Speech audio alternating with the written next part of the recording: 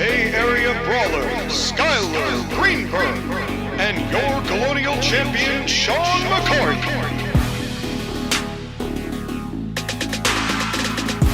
Welcome to the Court Martial Podcast!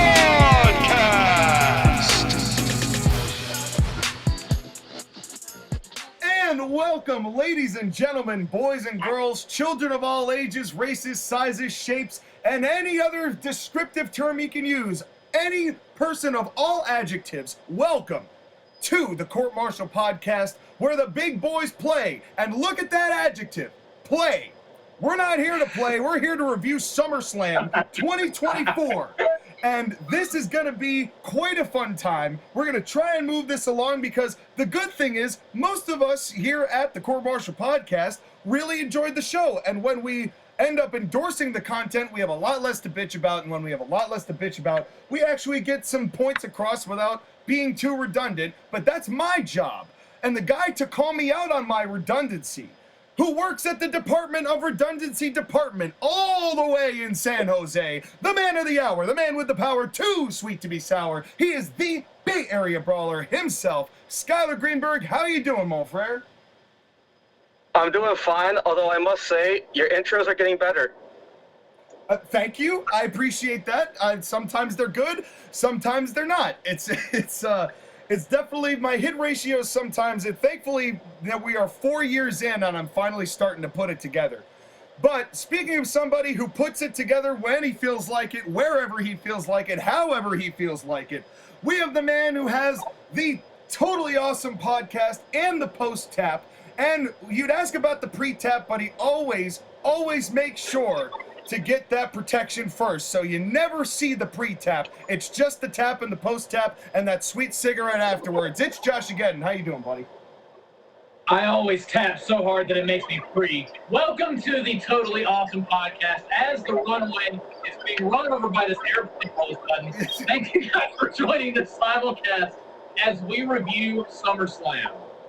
Now, hold on. I have a question already. Yes. Where's Money in the Bank? Well, you see, Well, long story short, basically, it was a lost episode. We attempted to try and record it. It didn't happen. We'll probably talk about that review as we go through this one. Let me just say right now, audio is a bitch. And it was a show that was totally going to happen. And I totally saw all of the show, and I definitely had comments about it. And also the fact that, like, it's Money in the Bank, and you and me, particularly Sean, do not like Money in the Bank. I mean, I'm just tired of the concept, but I was also being a little, wait, how long has it been? 2 minutes and 45 seconds. Okay, great. I was being a little bitch that day. So, you know, that kind of stuff happens. It's just the way it is. I'm not going to get into the details, but it's all good. Everything's good. 8 out of 10. 8 out of 10. That's Joshua's official score for Money in the Bank. At 8 out of 10. I'll say that. I would have given it a 6 out of 10, honestly. All right, I'll just to split the difference, I'll say 7. But let's talk about, that was your quicker thoughts, Money in the Bank. Let's move on to SummerSlam. Your overall thoughts on the biggest party of the summer, Skyler. Well, it definitely was the biggest party of the summer in Cleveland. This was a show that before it began, I looked at the card and I said, boy, does this show have potential. But not only did they have the potential, but I think they reached that potential to give one of the best shows of the year. I can't disagree with that. My opinion, seeing how I always end up going last year, I'll just change it up. I really enjoyed the show. As soon as I saw that 7 singles matches were on the card, I'm like, yes, me likey this. Give me 7 singles matches. Say what you want to say about my opinions regarding how little the tag team division matters anymore. 7 singles matches is nothing to shake a stick at, and that is one of the first times I can recall in a long time that it's just been a gamut of 7 singles matches, but it didn't get boring. The show kept moving. They were on their times. The production was great, and pretty much every match delivered exactly what you wanted and a little bit more. So I am one happy sponge. JoshAgeddon. I agree with both of you. I thought it was a very good show. I enjoyed my time watching. Again, good Lord, that is crazy. But yeah, I thought it was a very good show. And, well, we're going to break this down step by step, and we're going to whip out that vacuum cleaner and step inside it as we examine all of these matches from start to finish. And a mini concert with Jelly Roll. That's, well, I wish that we could stick Jelly Roll in a vacuum. Me too. But actually, truthfully, I didn't hate his concert. I thought the concert itself was fine. I really liked when they did the opening with him playing live with his band of merry, fat, flubby, schlubby guys, and interweaving that with the B-roll of the introduction. So you got like half live and half tape. It was a really different approach, and I appreciate them trying new things. They did a lot of that tonight. I'm sure the film major in you was enjoying them trying different cinematography things, right? I did. I had a good time seeing them experiment right in front of our very eyes. And not like, Kevin Dunn, this is a bad idea, but I'm going to do it anyway because I can't see the screen because my teeth are too big. But this was more of just let's see how we can kind of pizzazz this up and give even the camera angles a little sizzle to that steak. Anything to add about Joshua? Do you want to talk about when Triple H came out and said welcome to Hunter Slam? Well, again, I was not watching a damn thing until the second the Jelly Roll rolled out of the ring. So yeah, I'll just leave my thoughts and opinions on Jelly Roll at that. Well, not a fan. That's fair enough. I and right in my notes, right before we get to the first match, I wrote, I know Joshua won't like that, but I enjoyed it. Accurate. So you were in my thoughts and prayers. And we begin, speaking of thoughts and prayers, we have the Women's World Championship between Liv Morgan and Mommy Rhea Ripley with Dominic Mysterio at her side. What were your thoughts, JoshAgeddon, seeing how you didn't really see much of the intro, but I know you saw this? This is the best match that Liv Morgan has ever had. It pains me to give her compliments, but she and Rhea did very good on this opening contest. Easily the best match that Liv's ever had, and not one of the best matches Rhea's ever had. She's had much better, but it was still a great way to kick off the show overall. I mean, that's the thing, is that, like, is this match good because Liv Morgan was in it, or because Rhea Ripley carried her? I say the former instead of the latter. Well, exactly the point. Yeah,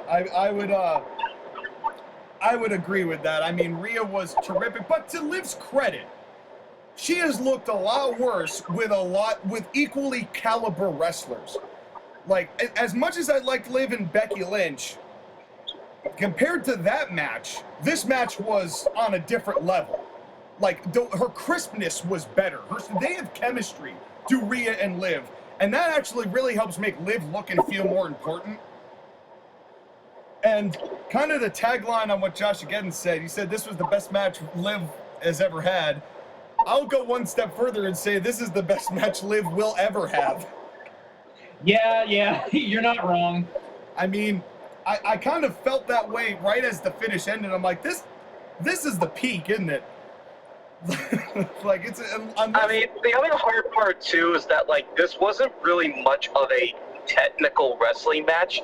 There was a lot of, like, sports entertainment storytelling bullshit in it. Well, yeah, yeah. But I think that was also the way you had to play this, given the size difference. Like, if they tried to have a technical masterpiece, conceptually, and in the perception of, I think, the fans, everyone would expect Rhea to just crush Liv, you know?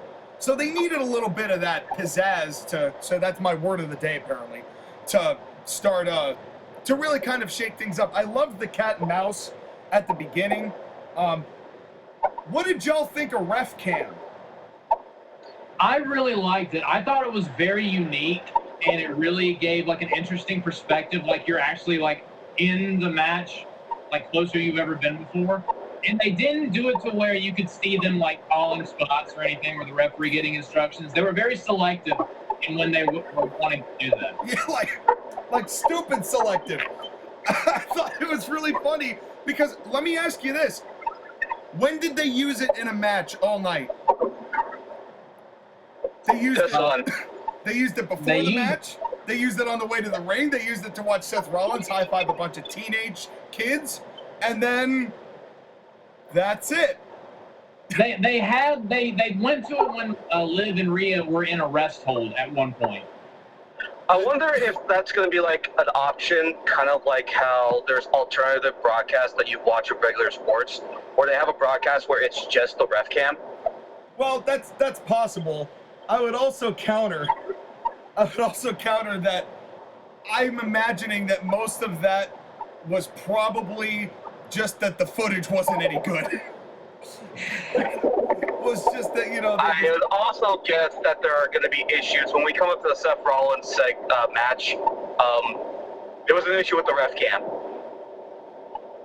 Well, we're going to get to that, but this match started out with this kind of cat and mouse and Liv being kind of elusive and Rhea trying to get her hands on her, and I mean... And then when she finally did, Rhea Ripley absolutely kicked Liv Morgan's ass.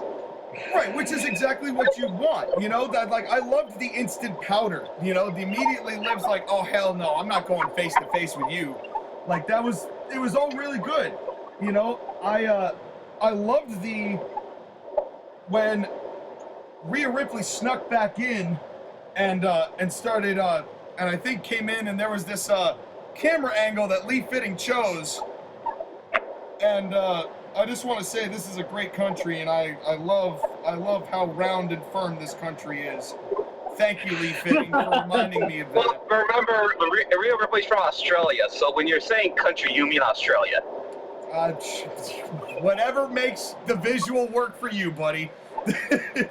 And Sean loves whatever's down from the land down under. Yeah, Skyler, why do we have the same joke at the same time? Yeah, now's a good time to mention that I'm a big fan of cheesecake. Anyway,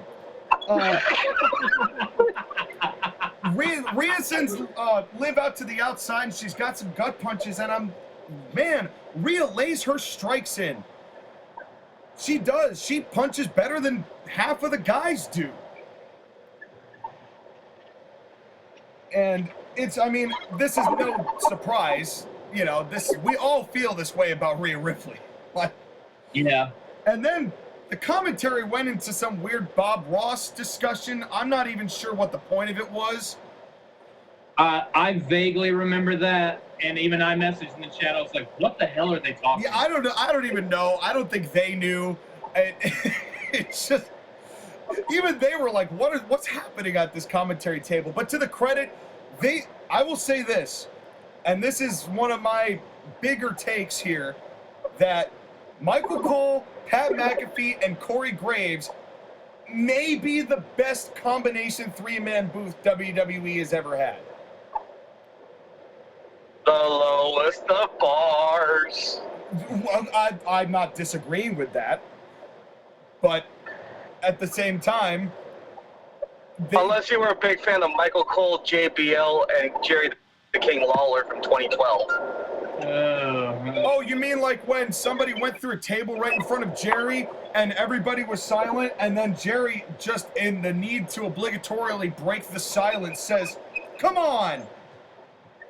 And then just more silence? Yeah, the great time. Yeah, that was a rough time. Jerry Lawler's 2013 commentary spots. Ball game! Yeah. Oof. Oof, Maggle. Oof. Ball game. But yes, Rhea Ripley continuously kicks Liv Morgan's ass until she runs into the post with her shoulder. Now this was my favorite part of the whole show. Not the spot with Rhea Ripley, but this ongoing gag that the three of us had that made us pop for 5 consecutive matches. Basically, yeah. That every time... No, it didn't start popping until the third match. I'm like, is every match going to have a shoulder into the post? Yeah, damn near. And then we were watching like a hawk, hoping that every single match would have it. And every time someone ran into the post, we were like, yes! Another one! Hell yeah! That's exactly what I was doing. All night, every time that happened. It was great. And even when I was like losing interest in I don't want to say losing interest, but even when I was like kind of souring a little bit on Bayley and Nia Jax. Then they did it, and that woke me right back up. It was just, and 6 out of the 7 matches on this night had a shoulder into the post spot. And dude, when they didn't have it in the world title match, I was so disappointed. I was so sad. I was like, I'll give this show a 5 out of 10 just for that. Yeah. Well, the standards. It could have been very easy. Well, I mean, we'll get to it. But yeah, Rhea Ripley, in addition to great offense, is also great at selling because there was a good 30 seconds where, like, did she pull her shoulder out of her socket?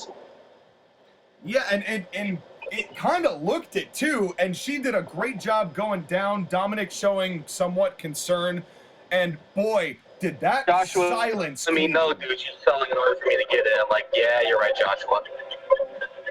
And it's but man, it was, and I thought it was just selling too, but man, it was hard to tell there for a little bit. Yeah. And it was hard to tell, and I guess the vacuum ran out of batteries, and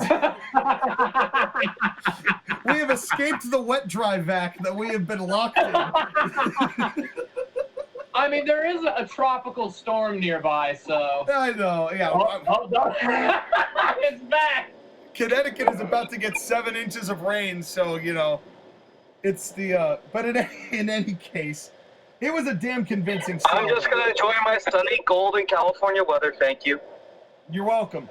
And the best part about this is, as Rhea was selling this, is that the commentary did an expert job of adding to that selling. They really did. They really did. And I got to give credit particularly to Pat McAfee, because his sports analytic, or as much as you can give Pat that kind of accolade, but his sports background really helps with being able to sell what injury looks and feels like. You know, and they did a really good job here. And, you know, it was a great way to get the heat onto Liv in a way that made sense and could actually allow her to kind of get some offense. And they did the commentary cam like UFC on the replay. That one I liked. And one thing about it, though, that I noticed, when they were showing Rhea's shoulder, and it really looked like maybe some damage was done. You remember when Alexa Bliss would like make her elbow bend backwards? Yeah. And her arm was broken? Yep. That's kind of what I was thinking when Rhea was doing that. Yeah. Yeah, that's a fair point. And to this point, I do kind of miss Alexa Bliss. I won't lie to you. I do. Yeah. Yeah, because she's better Liv Morgan. She's a Liv Morgan that can work. Yeah, I would have loved to have seen Alexa and Rhea have a match like this, but in any case... that would have been good. But, God, I hope Alexa's doing well. I'm sure she's... Alexa Bliss feels like the new AJ Lee. She's never going to come back, even though we want her to come back. Well, we don't know that for sure. Yeah. I mean, it's very possible, but, you know, she was a Vince girl, I think. I think Vince took a liking to her, and she may not be a Triple H guy. Or Triple H girl. I think Liv is more of a Triple H girl. I mean, she could be a Triple H guy for all I know. It is 2024. Listen, Sean, just because I've joked about having Alexa Bliss peg me in the past doesn't mean you have to take it. Skyler, I had totally forgotten about that until you brought it back up. And this is put on a strap-on named Lily. Yeah, she but The then Lily strap-on doll. So Rhea starts making a comeback here. Oh yeah, she's making a comeback, all right. Yeah. As After she popped her shoulder back in by running it into the announce table. And the announcers sold that great too. Yeah, they did. They did. Grotesquely. Like, oh Yes. God. But it was perfect. They had chemistry. Rhea tried to do the riptide, but she couldn't get all of it because she only had one arm. She did the what the hell's the name of her submission? But she didn't get all of that because she only had one arm. The prism lock. Yes. But this was an unlocked prism lock. Yeah. Where she couldn't quite This lock was a it prism. down. And then we get to the angle part of this match. That will not be the only time you hear me say that tonight. Yeah. And then we get to the angle part of this where, you know, the chair comes into play because Liv brings it in and then Rhea forts it, but then Rhea's thinking about revenge. And then Dominic ends up being like the voice of reason. I don't know if I loved that, but fine, considering what was coming up next. Fine. But he ends up being like, no, you cannot win that way. You gotta win clean, so then I can fuck you over. Because I'm actually fucking the other one now. And I'm glad you added the word over. yeah. And but they did the Oblivion false finish off that, which was great and maybe the best one that Liv has ever given. Dude, that was one of the best false finishes of the entire show. Yeah, the crowd was into that. Crowd was into this whole matchup. Really. The crowd bought that hook, line, and sinker. Yeah. Yeah, you got to give it to Cleveland. They stayed pretty active all night until they were just exhausted come the main event. Yeah. But Cleveland held its own. I wasn't sure how Cleveland was going to do, but they held their own on this day. I was proud of an American crowd having kind of an energy worthy of being on a big show. Dude, you would have been ashamed of America if you saw last week's Raw. The crowd was practically silent for 3 hours. But where were they? I can't remember, but it was quiet. Yeah, because there's some markets that are just like hand sitters. You know, there's active crowds, and then there's like Tucson. And it's like, yeah, well, but anyway. But then, after the false finish, and then Dominic finally does what we kind of anticipated he'd do. He slid the chair in for Liv to hit another Oblivion, but he distracts the referee. Liv gets the Oblivion on the chair, just like what happened with Becky, but not unintentional this time. Honestly, these are the two best-looking Oblivions that Liv's ever done, mostly because Rhea Ripley's really good at bumping like that. Yep. And the one on the chair looked brutal. It did. It did. And then the cover, and you knew, and the fans just, you could feel the devastation. Because the fans really love Rhea, but man, does this completely cement her as a babyface. Mm-hmm. And well, it's not just that, but like the afters. Yep, because Liv wins this belt, and then here comes Dirty Dom, who gave one of the most forced kisses I have ever seen in my life. And threw away his marriage all at the same time. It looked like he was throwing up in his mouth. He looked like he didn't want to do it. And maybe that's because, you know, he's married. Yeah. But we're not supposed to talk about that. Yeah, but that's not real. Only WWE things are real. Yeah. But the outrage from commentary, specifically Michael Cole, I don't know if JR has ever had a "you son of a bitch" as good as Michael Cole had there. You two-timing son of a bitch was his exact words. Good. It was really good. It was really good. And then Pam McAfee, who was talking about it earlier, like something brown, and then later on, at the end of this match, says, "Dominic, you piece of shit." Yeah. Well, the funniest part was he was trying so hard not to say it, and Michael Cole gives him permission. It's all right, son. It's premium live event. This isn't actually is on the screen black.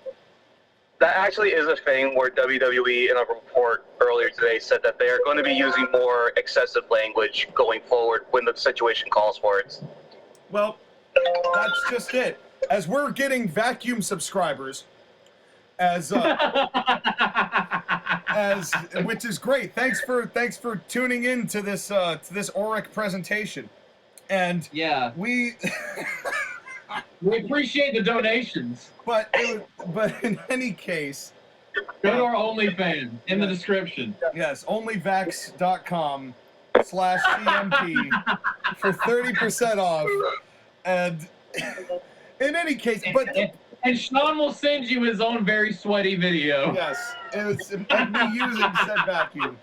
And it was beautifully done. It was beautifully sold. This is one of those times when commentary really added to the show and really added to this match in a way that really helped get the point across better than had it been without. But that's no knock on any of the people who act, you know, like the people in Cleveland were still along for the ride for this whole thing. But for us at home, having the commentary there definitely was helpful, which has not always been the case with WWE, so I appreciate their ability to sell the moment. Dude, I have come around so hard on Michael Cole.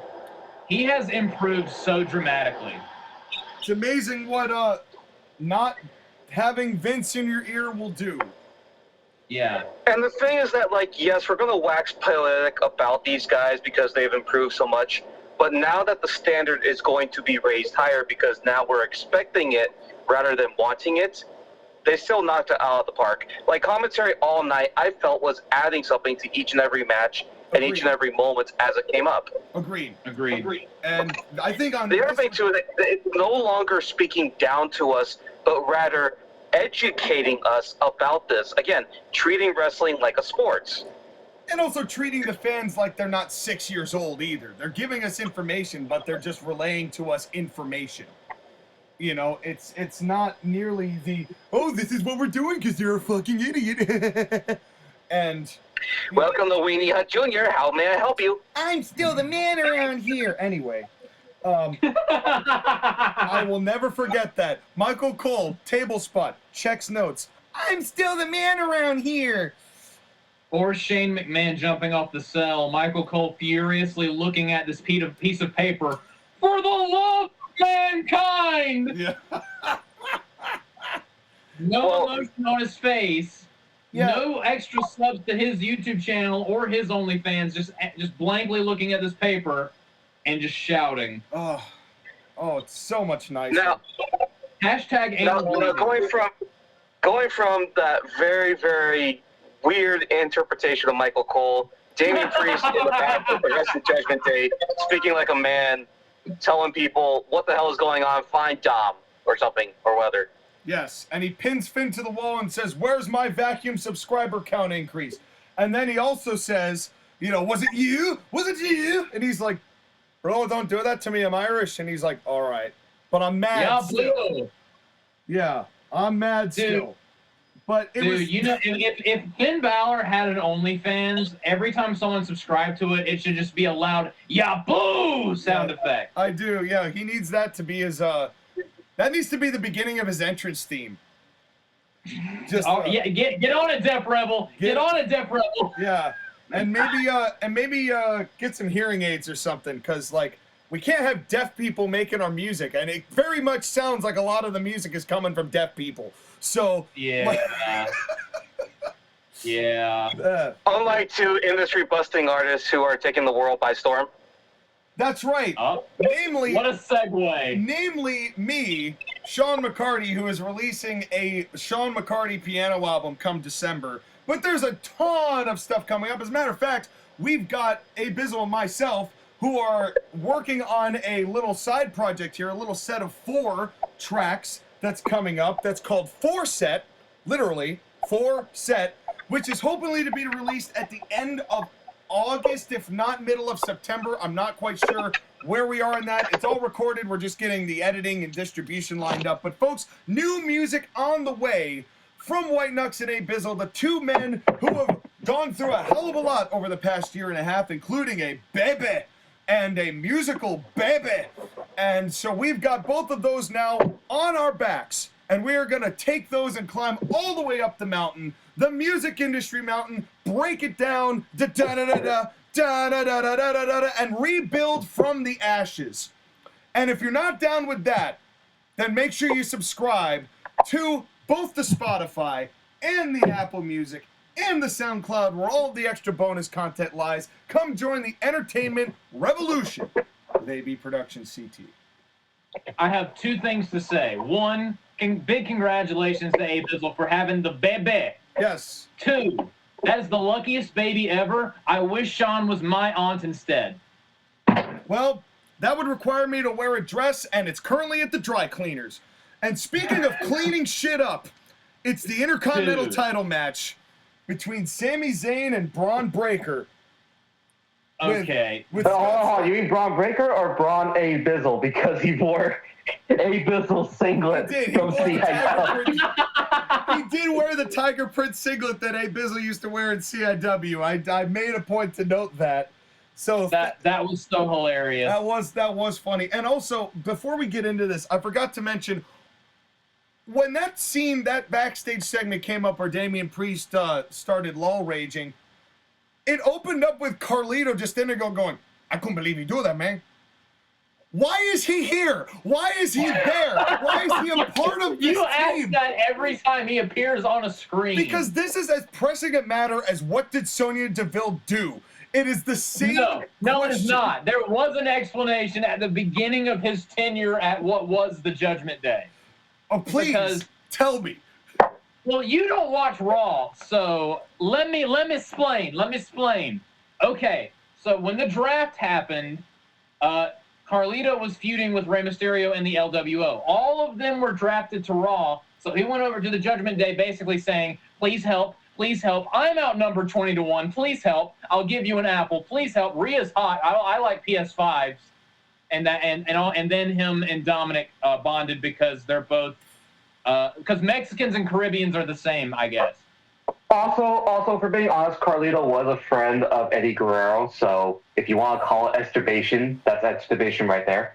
Little bit. Did they mention the custody battle match? They didn't mention it? They did. And while you were explaining that to me, I was hitting my weed pen like that Matthew McConaughey meme, trying to sort all that shit out and make sense of it.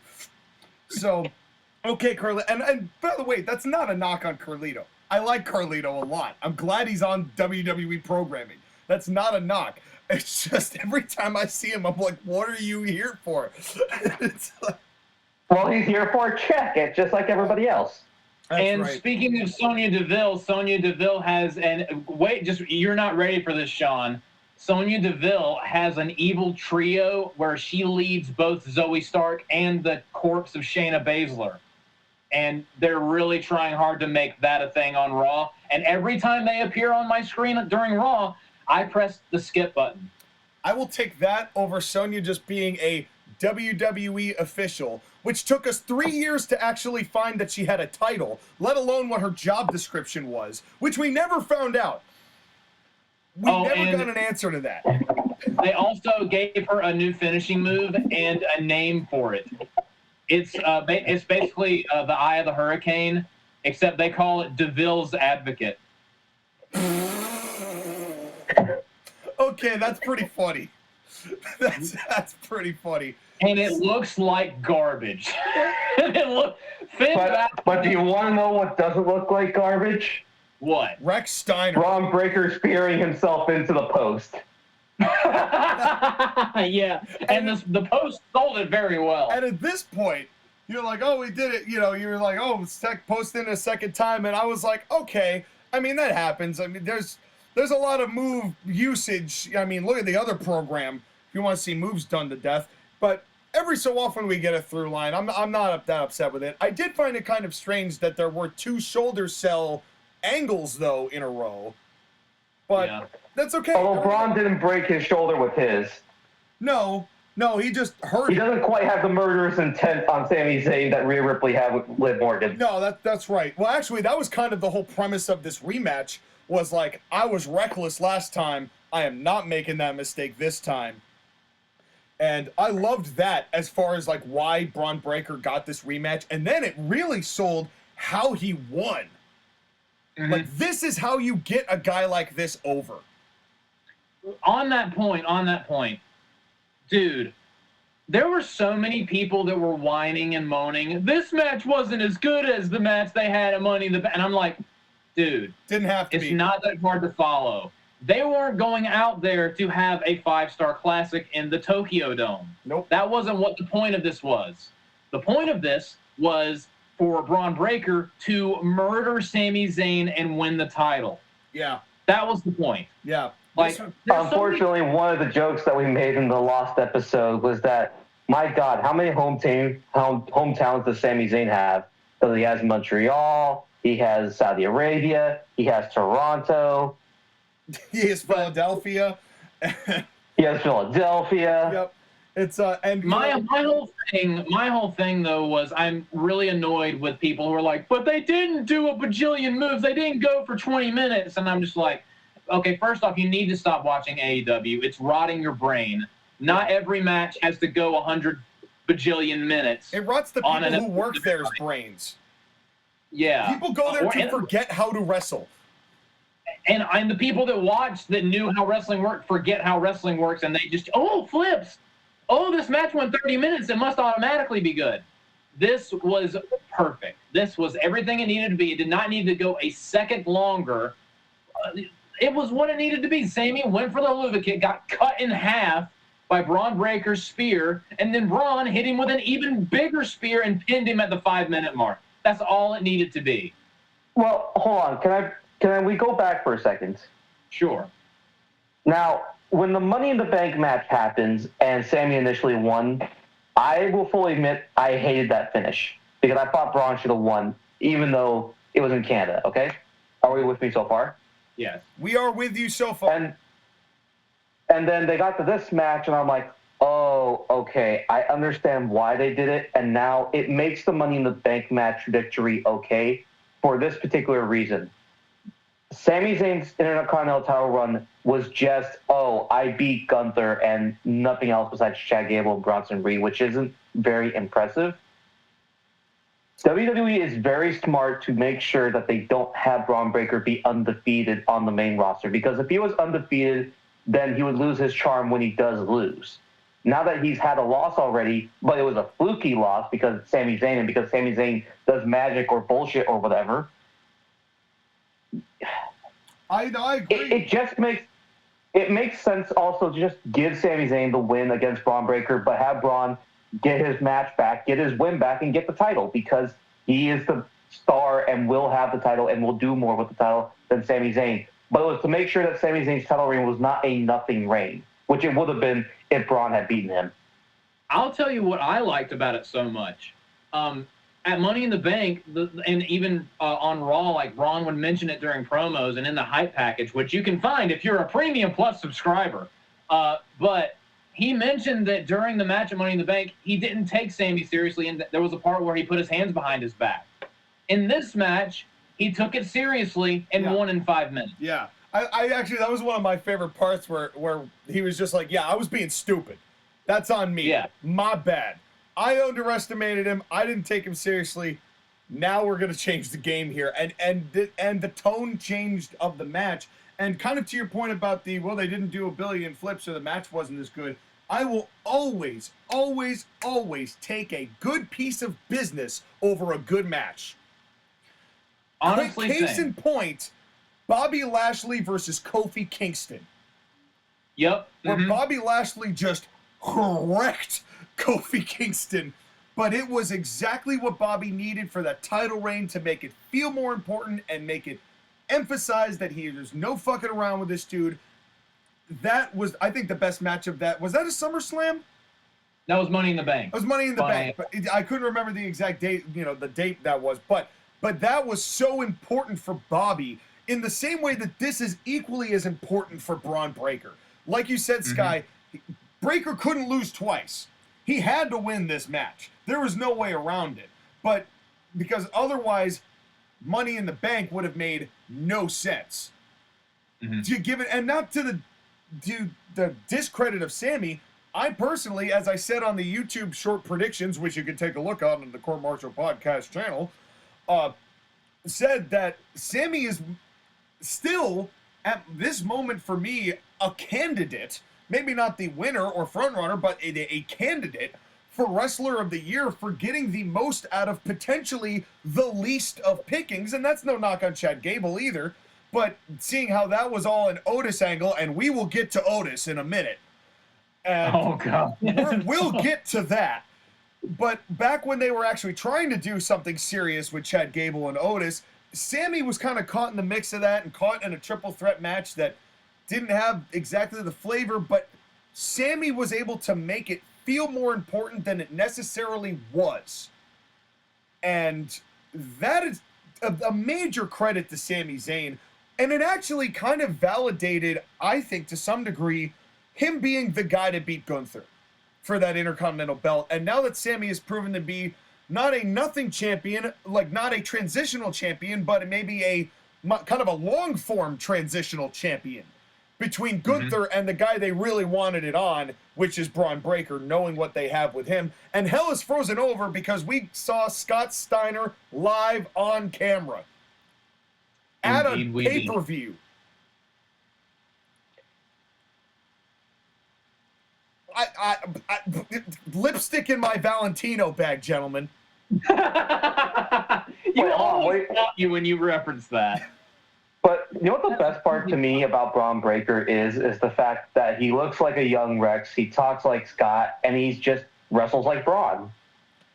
Whenever he scares the shit out of me every time he does that top rope Rana where he just leans back and then catches him. Yeah. Because there was one time on Raw where he mistimed it a little and nearly landed on the top of his head. Yeah. And it looked ugly. And it was against Sheamus, but that was the only time it's ever happened. Yeah. Yeah, but it was... Every time he lands it perfectly, and when he doesn't, that's when you know he truly fucks up, like that night against Sheamus. But otherwise, he always just it. Yeah, and Dude. it's...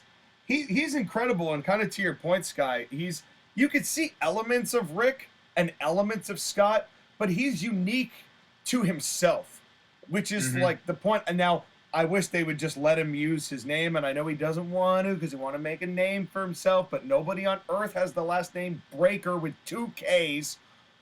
So You don't know that. You I don't do know that. fact. Name me 15 people with the last name Breaker. No Facebook. I will Go Google ahead. it real quick. Yeah. Honestly, all you have to do is just call him Braun the Breaker Steiner and just get it over with. I would deal with Braun the Breaker. Period. That's it. Like I would deal with that. This No, is but what like- people just told me. The surname Breaker is an Americanized version of the German surname Brecher. Oh my god, okay. You can't use Google for that shit. Too late. Yeah. Even worse, it was an AI-generated response. Well then, Boo. boy, I miss back in the day when you could just go to the safe sources like Wikipedia. Oh, what a time! What a time! Back in my day, we had to cite sources But other yeah, than that beautiful piece of knowledge. But yeah, this does, again, give Braun Breaker the Intercontinental title. Hopefully he has a good run with it. And this also frees Sami Zayn up to do Bloodline stuff, potentially. I'm so excited to what they do with Braun Breaker's reign as champion. I just want to see him mowing down motherfuckers on Raw. That's what I want to see. My only concern is that I don't want that championship to become a television defense championship. Like the tag team title? Like, defend it on TV, but don't make it to the point where we don't see the Intercontinental Championship on a PLE until, like, December. Stop that right now. You know? Like, I want to make, like, I don't want it that just because it's not on Sammy and it's on Braun, and because Triple H is known to kind of reduce the match count on these shows when they're not something like Survivor Series or something, or SummerSlam or WrestleMania or the Rumble. And even in the Rumble, he keeps them short because he's got those 2 big chonkers of matches. Yeah. You know he's going to be on Bad Blood in Atlanta, okay, man? I hope. Like, there's no problem. I hope you're right. I hope you're right. Because he's from Atlanta, Georgia. He's going to be on that show. Yeah, He well, better. who knows? Who knows? I hope so. But somehow Braun was more intense. You could see the intensity difference by Braun this time around. And a lot of it was his facials, you know, just the demeanor that he had. And we saw this happen twice, and it just reminds me of, like, it's a small thing, but it's a great pop every time it happens. Pulling the straps down on the singlet works every single time. Yep. And except unless you're Eddie Kingston. Yeah. I take that back. There is Well, you one have to exception. kind of have a body first in order to make it impressive looking. There is one Yeah. exception to this rule. Yeah, a beer gut doesn't go over really well, or That's generate not a beer pop. gut. That's a whole keg gut. That's You know what? You're not wrong. Yeah, Is that keg full of prime? no, it's full of fat. Fuck you for that transition. Speaking of Scott Steiner, nah, he's just fat. So, and Scott was here, so I'm allowed to say it. Yeah. But Anyway, but then we get this big spear and then another big spear, and that's it. Yep. And I was like, because Sammy went and tried a haluva kick, but he couldn't get it. And then these 2 shots, and that was it. And to the point where it actually kind of surprised me. I'm like, oh snap! Like that's really it. Like they actually did keep this short. It was perfect. It was exactly what it needed to be. Mm-hmm. Yeah, right result, not too long, great finish. Pat McAfee schlub should not be in WWE 2K24.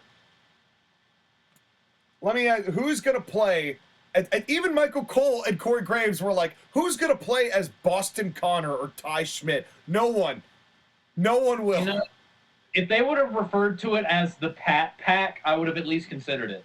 And I like this point where Michael Cole was like, oh, and they're selling, and people have been asking for it, and Pat's like, well, I don't know what you've been watching, but yeah, I don't know who wants to play. Even Pat was like, I don't know who wants to play as us, but hey, they want to play as themselves and make themselves champions like proper marks. That's a great reference. Yeah. And that's exactly what they did. And then a wild Stephanie appeared, and she did not know, I don't think, that she was gonna be on camera. I think Triple H was like, hey, get Stephanie on. She doesn't know, but get her on. He absolutely would. Yeah, he's like, just to rib his wife.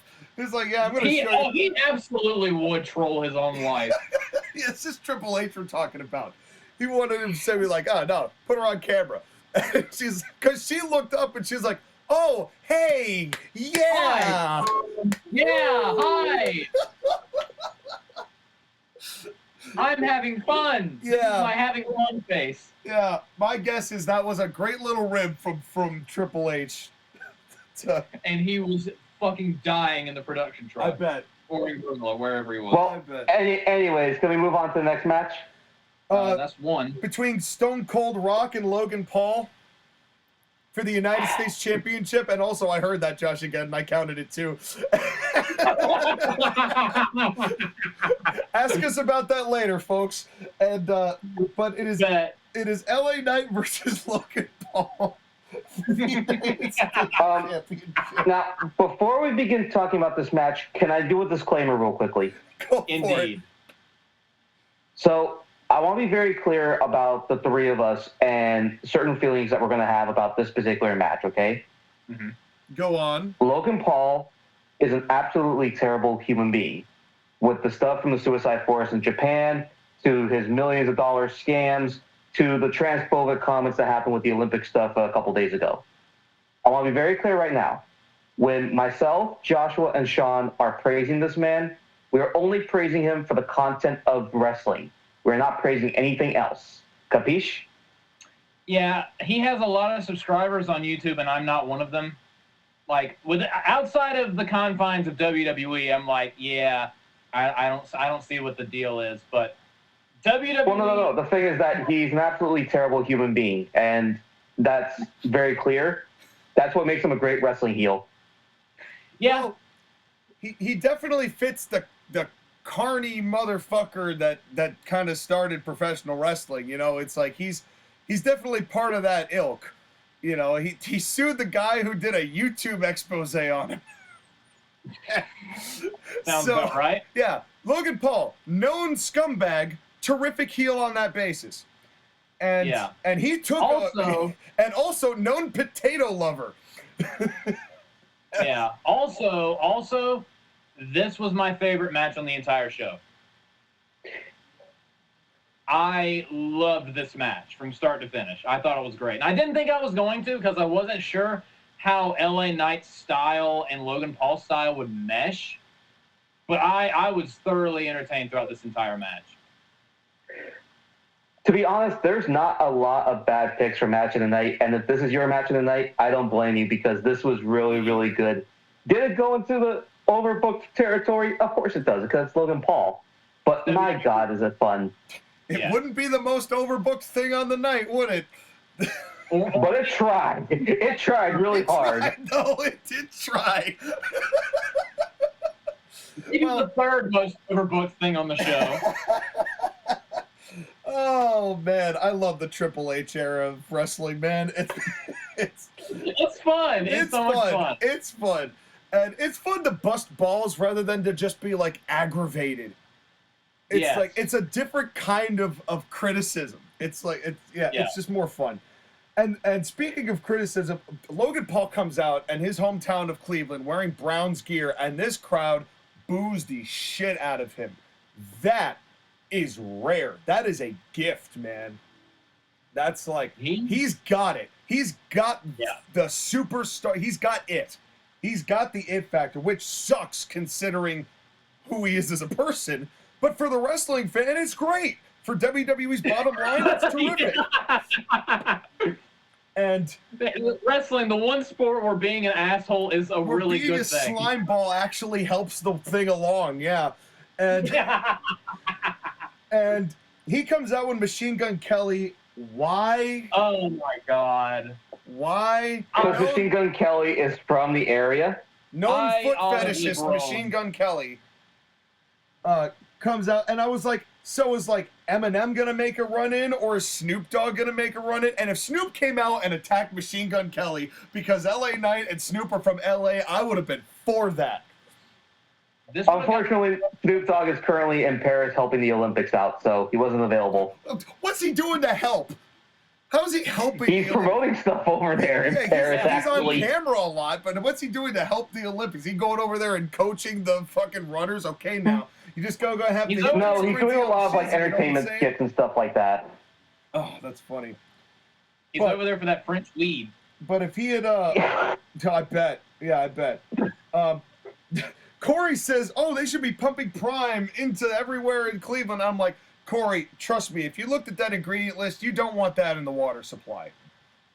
You don't want that in the water supply.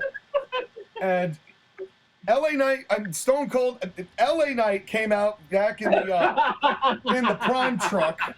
And this was the first time I really was like, man, he really is just a mix, especially with the hype packages.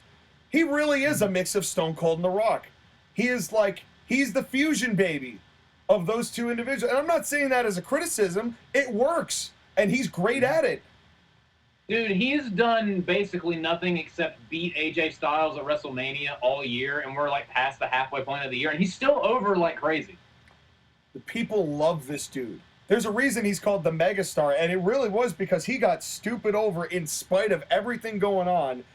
But I have to ask, what was with that giant PVC pipe? Just get a baseball bat. If you're going to bash somebody's windows out, did you see how like awkward he was trying to bash that window in? It's like, just get a bat, dude.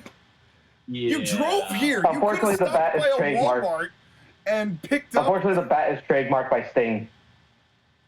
Then get like black bats are trademarked by Sting. They get like a yellow or a brown or a blue or a red colored baseball bat. It's just get anything. Just get a baseball bat. I don't know. Because there was this weird... Get a brick! You know what it probably was? It was probably the remnants of that big flower pot staff that Apollo Crews used to use when he walked to the ring. Oh my God. There's a deep cut for you kids. Oh. Yeah, I shouldn't say that, otherwise we're going to get a Nigerian drum match. Yeah. Stop. Well, anyways, to get us kind of back on track, this match starts hot because Logan Paul can't wait for the bell to ring. He attacks LA Knight. LA Knight grabs him, and they start fighting around the ringside area to get a little bit extra more time because their match wasn't super, super long bell to bell. But the before-match shenanigans helped. Well, I will have to say this, the rule of like, well, if you hit each other outside the ring, it doesn't count. It's kind of tired for me. But it was, I'll allow it in this context. It's fine. It's like this wasn't an overbooked pre-match fight, which does happen sometimes where they just go crazy for like 6 minutes and then they get in and then the bell rings and they fight all over the arena. Sometimes that works. Sometimes it doesn't. But there's a point right before this where Corey and Cole are talking about smashing the window and Pat's just like, the Hummer is a terrific vehicle. Yeah. I was like, Pat, what? Okay, how much did they pay you to say that? Anyway. You could tell that was not his most enthusiastic endorsement he's had to do. No. And then we get Corey Cam as LA Knight is slamming Logan Paul's, mostly hands onto the table. Yeah, they could have cut to a different angle during that. It was a little. I was like, okay. Maybe okay. this Especially the last 2 or 3. Maybe this wasn't the time for Corey Cam. Although I will say, this Argentine neckbreaker on the table, I bet that sucked for both of them. Yeah, me too. Me too. Like, but that man, table did not budge. Yeah, well, the as I called it, as I wrote it down, that fireman's rotating neckbreaker, which is an oldie but a goldie. I haven't seen that move in a hot minute. And I'm sure LA Knight uses it frequently, and I just don't see it because, I don't watch the television, but that's... He's used it, I think he used it on AJ at WrestleMania, I could be wrong, and I've seen him use it on SmackDown, once. And then we got our third shoulder to the turnbuckle, and we all popped. And we all popped. Well, here's the thing is that, let me put this down to explain exactly what happened in the notes. Skyler text, 3 shoulder into the post spots. Sean, fuck it, let's make it all 7. Joshua, loud fuck you Logan Paul chants. Sean, Solo has to take a shoulder spot. Drew has to do it. Nia has to do it. Priest has to do it. I'm like, yes, all of us, 7 shoulders into the post. Make it happen. And they almost did. I blame Drew McIntyre. He may have won the match, but he lost my respect. I think he was the one that did it in his match with Punk. Anyways, the point is that Logan Paul, he grabs LA Knight, he throws him into the post, not once but twice. It's just golden. He's trying to make us happy over here.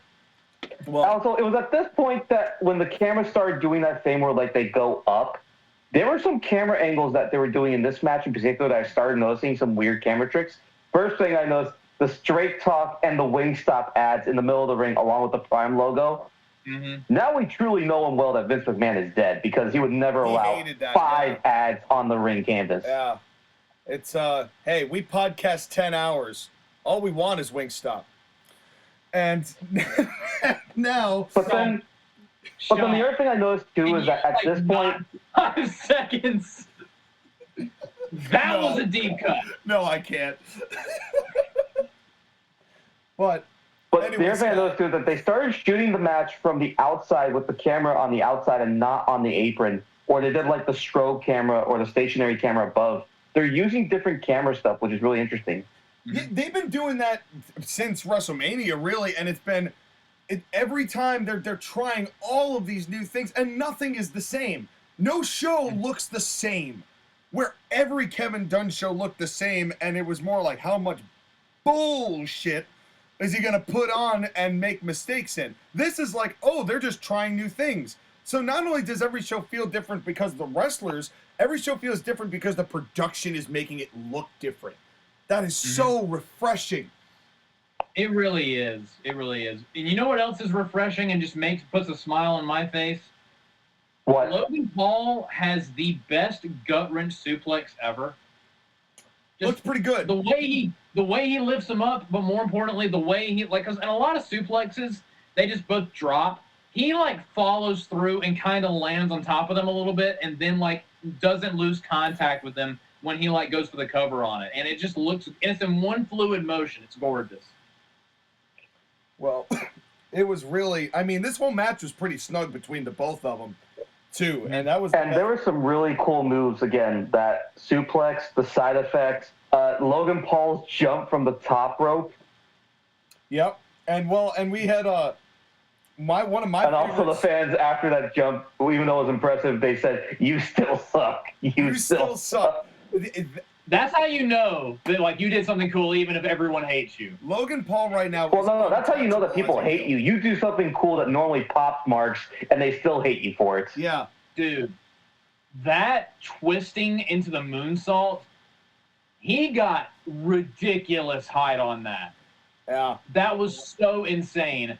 And even the LA Knight will kind of like rolled towards him after, was like, "You okay, dude?" "Yeah, I'm good." It's like, okay, I'm gonna go back to selling now. Well, we've actually kind of flipped our way past something that I wanted to note, which is right before they started doing the side effect and the flip through overbomb, which was ridiculous, and all of that, all that they were really getting into. They did the spot where they are scrapping on their knees, but they started getting up into the 1-2 and laying in these punches. And when I say laying in these punches, all of a sudden Logan Paul got himself a mouthful of French fries. Because you saw it on his cheek. His cheek was bruised and bloody. He caught a live one. Oh yeah, he did. And he started getting a black eye around his right eye. Yeah, and he got a good one there, a good potato.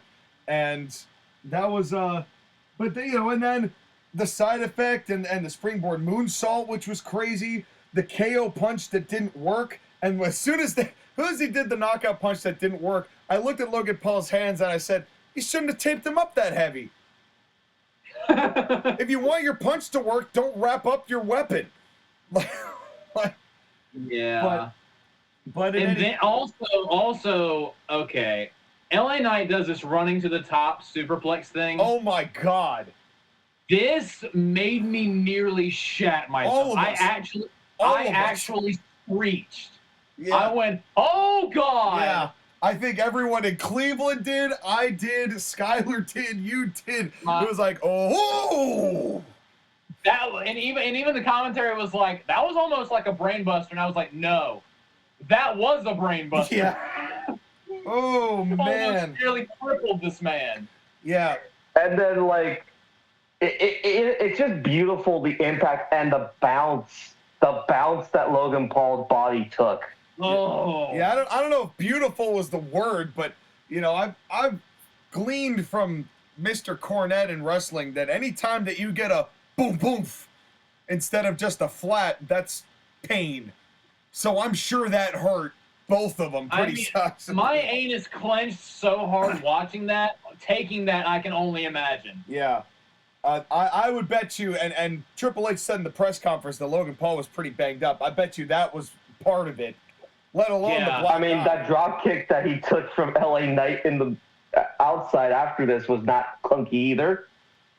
No, they were laying it in. They were both laying it in. LA Knight didn't come out scot-free either. I mean, he didn't get busted open or anything, but Logan Paul's shots are always laid in. He's always very good at that. And yep. Also, now is the part where they go into the finish. Right. And now to the angle part of the match. Yeah. As this will not be the last time you hear me say this on this night. Or the second to last, or the third to last. Nope. And so Logan Paul gets an eye rake. And then we get LA Knight goes over and the schlubs are talking to LA Knight. He pulls him in and does his thing, and Machine Gun Kelly and Logan Paul gets on top of him. And I'm kind of glossing here, so feel free to stop me and add details as much as you'd like. And Machine Gun Kelly pulls off a necklace that has the not quite brass Knux on it. The silver. It's brass Knux. It was Knux. It was definitely Knux. If it was a few shades lighter, it would have been a nice pair of white Knux. Yeah, Isn't that right? Yeah, that was like the thank you, I guess. That was that's like when you buy the bronze belt on WWE video games, and that's your metal material, and you use bronze. That was kind of what it looked like. It's like the old tag team titles when they say they're going for the gold and the belts are silver, and they look like pennies. Anyway, those quarters. Yeah. Well, then they changed to fun-colored belt quarters. With Velcro. Yeah, they did. Wow, what a bar they set. R.I.P. to both of them. But then he gets he goes for the Knux, and I love the way that they set this up with the punch, where LA Knight goes to back suplex Logan Paul into the ring. Logan hits the brass nut. I call the brass. Lols. We already well established, as I said not 2 minutes ago, that they were not in fact brass, and then I still called them brass. It's okay, Sean. Steel Knux. The Knux to the face, and then the buckshot lariat that was countered into a BFT. That was it. What a finish. Loved it. And if in case they want to go back to this or they want to give Logan an out, if you saw it, his foot was under the bottom rope. Which I didn't notice. You're the only one who saw that. I didn't see it until they replayed it. I'm like, oh, you're right. And so they've got room to keep this going, which I don't know about you, Sky, but I'm all for more matches between these two. Oh, yeah. I'm good with it because this was fun, this was emotional, and this was entertaining. And we were all very worried that Logan Paul was going to win. Not that we, like, at the wrestler, not the person.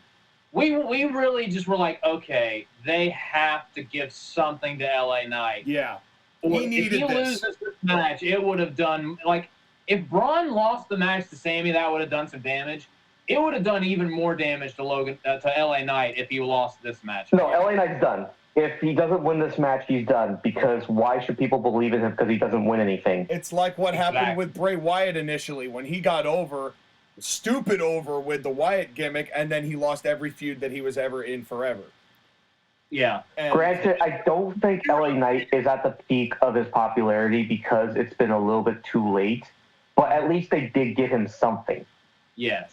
Yeah, I mean, who knows? There's still room now. I mean, eventually, we're going to talk about Gunther winning, but, let's say a year down the line, who's going to take that belt from Gunther?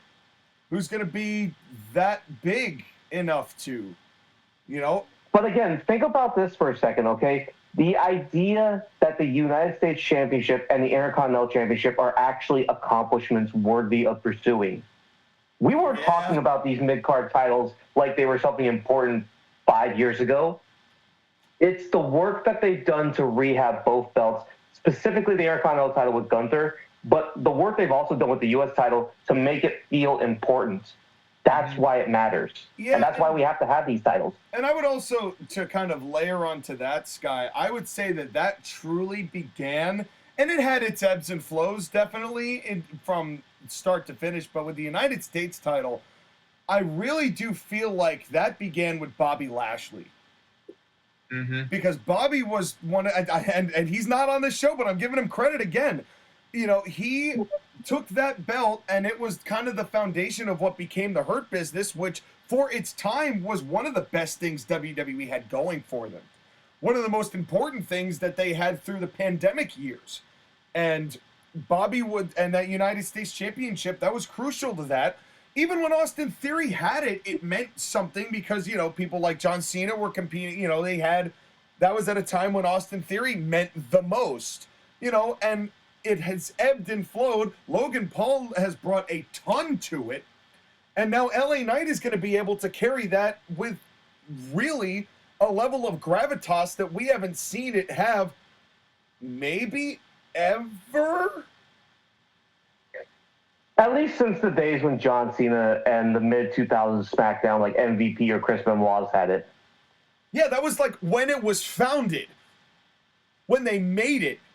That's kind of my point. Like, when has this title felt as prestigious? Because even then it was like, okay, this is just SmackDown's mid-card belt. Fine, because you got great guys wrestling. Yeah, but when for guys like Eddie Guerrero or Booker T or John Cena were fighting over that title, it did have good matches associated with it. They did. I'm not denying that. And it meant something then, even though it got on television most times, and it got on pay-per-views most times. But even though it's not defended on every show, because, that's just the way it is, right now seems like the best time where you can actually call the United States Championship an accolade. And not even counting Miro into the equation. I would agree with that. Honestly, the last time I really felt like the U.S. title was important at all was, like, besides the whole thing with Bobby Lashley, before that, the only thing that, like, even comes to mind was that brief but really good feud between The Miz and Daniel Bryan in 2010 over it. They actually got some prestige because they had a good story going between them, and then Daniel Bryan was just defending against random people. He had a really good match against Ted DiBiase at Survivor Series, but then it kind of went back to just being Oh yeah, that's that red and blue championship that they have sometimes. Yeah, and then that's the thing that's going to have to be important, is that Triple H has gotten the U.S. title and LA Knight over, but they have to make the feuds that LA Knight has from now on worth it to make sure that people still see it as a prestigious title. They got to maintain that momentum. And you know what? I trust them. Me I trust too. them to do it, which is amazing. So much so that I can slap into a Slim Jim. Yeah. I'm still okay. Well, speaking of commercials, Oh, here Well, we we get the are. Slim Jim ad with Bianca Belair and LA Knight, which has been going on since LA Knight won that battle royale. Which is great. I'm glad that he's the perfect guy to have that endorsement, by the way. And honestly, that was a nice way to get Bianca Belair some airtime, at least through some syndicated paychecks. But this. Sean, I'm going to give you the floor because you deserve to talk about this the most. Okay. I'm bald, right?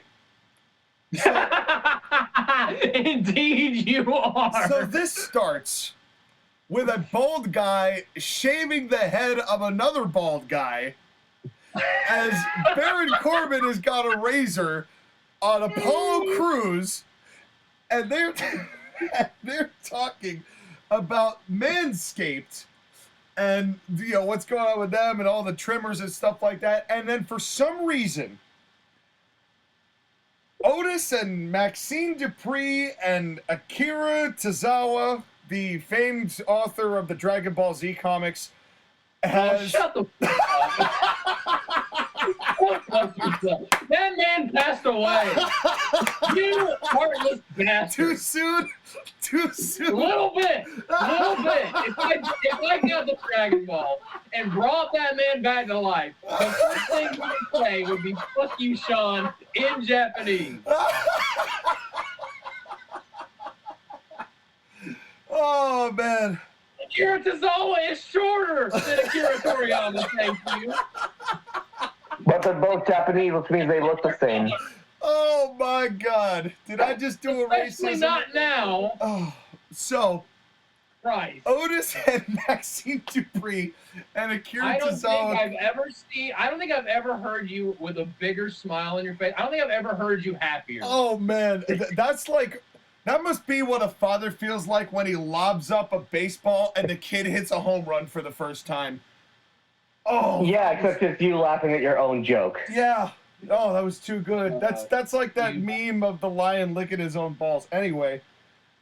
Speaking of, because that's the whole point of the ad here, is Otis shows up and he goes, "Oh yeah, I love using Manscaped on all sorts of things," and he lifts up his belly, and he's got the razor, and he's there. They're talking about all the attachments, and he's just like, he's rubbing his belly, and he's just and he starts shaving his stomach, and Akira Tozawa's looking like he's watching the moon launch, and. And Maxine Dupree is like confused and turned on, and the camera pans, as you still hear Otis going, "Oh yeah, I love it in all places." And Baron Corbin looks at Apollo Crews and says the line of his career, "This is our cue to go." They get up and dip. It was the way he said it. He said it kind of like away from the mic, like, dude, this is our cue to go. Look, we gotta get the fuck out of here. Fuck, this is too weird. This is getting a little weird for me. And they pan back over to Otis, and he's just like coming his pants with this Manscaped thing as his partners are looking on in enjoyment. And then they try to cut back to it like, "Oh, now we're going to do a women's title match." Yeah, good luck with that. Manscaped. And I'm like on the floor. I'm dying laughing. This to me is what that segment with JR is to JoshAgeddon from Backlash 2009. Oh, yeah, absolutely. This is one of the all-time, what in the fuck are they doing? But I'm all for it. I don't know. The concept that they started with two bald men to promote shaving material. Just, it's too good. It's just too good. Otis is like, "But I'm a clean-shaven man." Yeah. Well, now he is with Manscaped. Even though he's the most like wild man, I don't shave ever looking dude. Either way, you're welcome, Manscaped, for the free ad. Yeah. Oh my God, man! No, they earned Give it. us money. They earned that. Funny. That was something else, man. Oh my God. I was. It's been a while since I was that confused and a little turned on watching a wrestling show, but here we are. That was a classic, an all-time classic backstage segment, and man, I'm gonna go back and watch that probably after this show because it was so fun. It was so like what the fuck that it was so entertaining, and. It's kind of like what they try to go for with R-Truth's shtick that is so tired and overplayed. Or whenever they try to do goofy cornball humor. Except now that, a nearly 80-year-old man isn't, booking these segments. Yeah, and it actually works. Take notes, Vince. This is how you get shaving over, not getting the revival to shave each other's backs in embarrassment. This is how you do comedy. Yeah. Not just poo-poo fart jokes are funny. Yeah. He peed. Ah. And honestly, for a Manscaped ad, they kept it kind of classy, all things considered. But I will never forget Baron Corbin going, "This is our cue to go." As officially in the Titus O'Neil looking back in horror at the Bray Wyatt John Cena match from Mania. Yes. What the fuck am I doing with my life kind of thing? That was the best. Yeah, and you know what? This might be the only thing of import that Baron Corbin does all year is this one segment, but I am so glad he was here for this segment. Yeah, that was great. He was great. all of us in that moment. But yeah, in order to make comedy work, you have to relate to the audience. Yeah. And boy, did they. And the look that he and Apollo Crews had of just confusion and disgust that they had to, like, credit to both of them for looking the exact way all of us were looking as this was going down. But it's time now to reach the halfway point. Women. Bayley versus Nia Jax for the WWE Women's Championship. What did you think about this match, Skyler? I will say that at this point in the show, I think this was the weakest match of the entire show. And it's not because I thought it was a badly wrestled match. I just thought this was the most predictable. JoshAgeddon? I agree. This, in my opinion, was also the weakest. It wasn't bad, and it had its moments, especially towards like the later half of the match. But I feel like the crowd after the previous three matches, the crowd was kind of tired. And also, it's not any surprise to me that the match that has the combination of the worst music got the most tepid reaction. Because honestly, I'm starting to think that the music that Def Rebel shits out is kind of it contributes to turning off the audience. Counterproductive. I agree entirely. It makes the characters and the personalities more flaccid. That initial pop is more important than people think it is. Yeah. And especially now. Again, this was not bad. It just took a while for it to get going. Yeah. I know there was somebody that was complaining, and you can tell which fan base they root for, saying that, like, why does WWE have so much time in between matches from bell to bell? Why can't they just get more matches in the time that they had? And, again, you can tell which fan base this person roots for. The thing about it is that if they had squeezed more matches into this, the crowd would have been even worse. The 10 to 15 minutes they had between matches on average was important because it allowed the crowd to rest and recover, use the bathroom, get food, talk with people, do what they need to do. If there was match after match after match after match like AEW, then people would not have had energy. So fuck you, fan who thinks that there need to be more matches and less time between matches. You don't know shit. He says less Agreed. time between matches, but if they had more matches on this card, it would go until 2:30 in the morning. I mean, because these I'm are... so glad I didn't watch Double or Nothing. There were 15 matches on that show. Christ on them. I chose nothing as well. I watched one match, and that was enough. That wasn't one of the options, JoshAgeddon. It was double or nothing. You can't just have one. You are not a Lay's chip.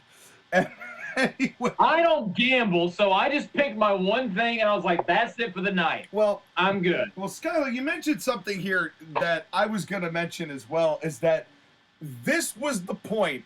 The second they saw it was Bayley and Nia Jax, that half of Cleveland went, I gotta pee. And basically, and they all got up and went to pee and buy $14 beers and get some nachos with fake cheese and do all of the great things that Cleveland does. So for the first 2/3 of this match, most of the people either didn't care or were not there. As I was seeing, basically until the Samoan drop on the outside, which is way later in this match. But basically, I was seeing people come back to their front row seats 2/3 of the way into this matchup.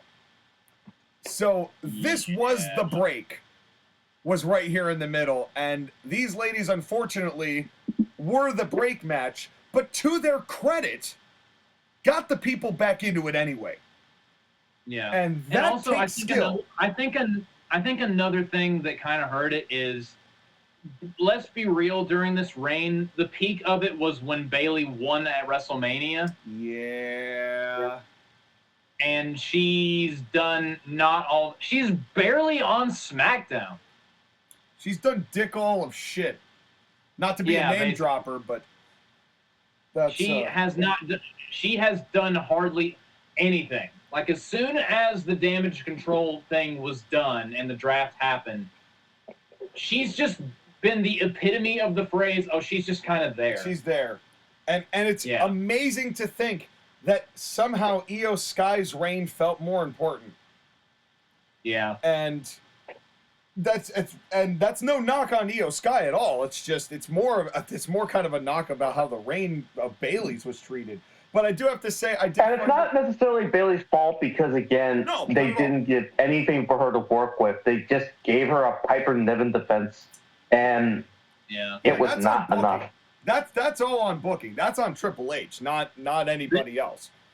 This is where we can point the finger back at the dumb idea that is the brand split and the fact that they simply do not have enough women on both shows to make the title picture interesting. You missed an adjective. Quality women to have two titles on both shows. They have women. Yeah. We know they have women. And do you really want Shotzi back? Moving right along, I have to say I did find it a little bit funny. I would rather get underneath Otis while he's manscaping himself than watch another Shotzi match. Well, actually, I'm pretty sure it's Otis's droppings that Shotzi uses to make her hair all spiky like that. Anyway, it's not to cast aspersions onto Otis's personal life, but you know. Anyway, I like how you're okay. I like how you're not okay with casting aspersions on Otis's life, but you are okay with casting aspersions on Shotzi's life.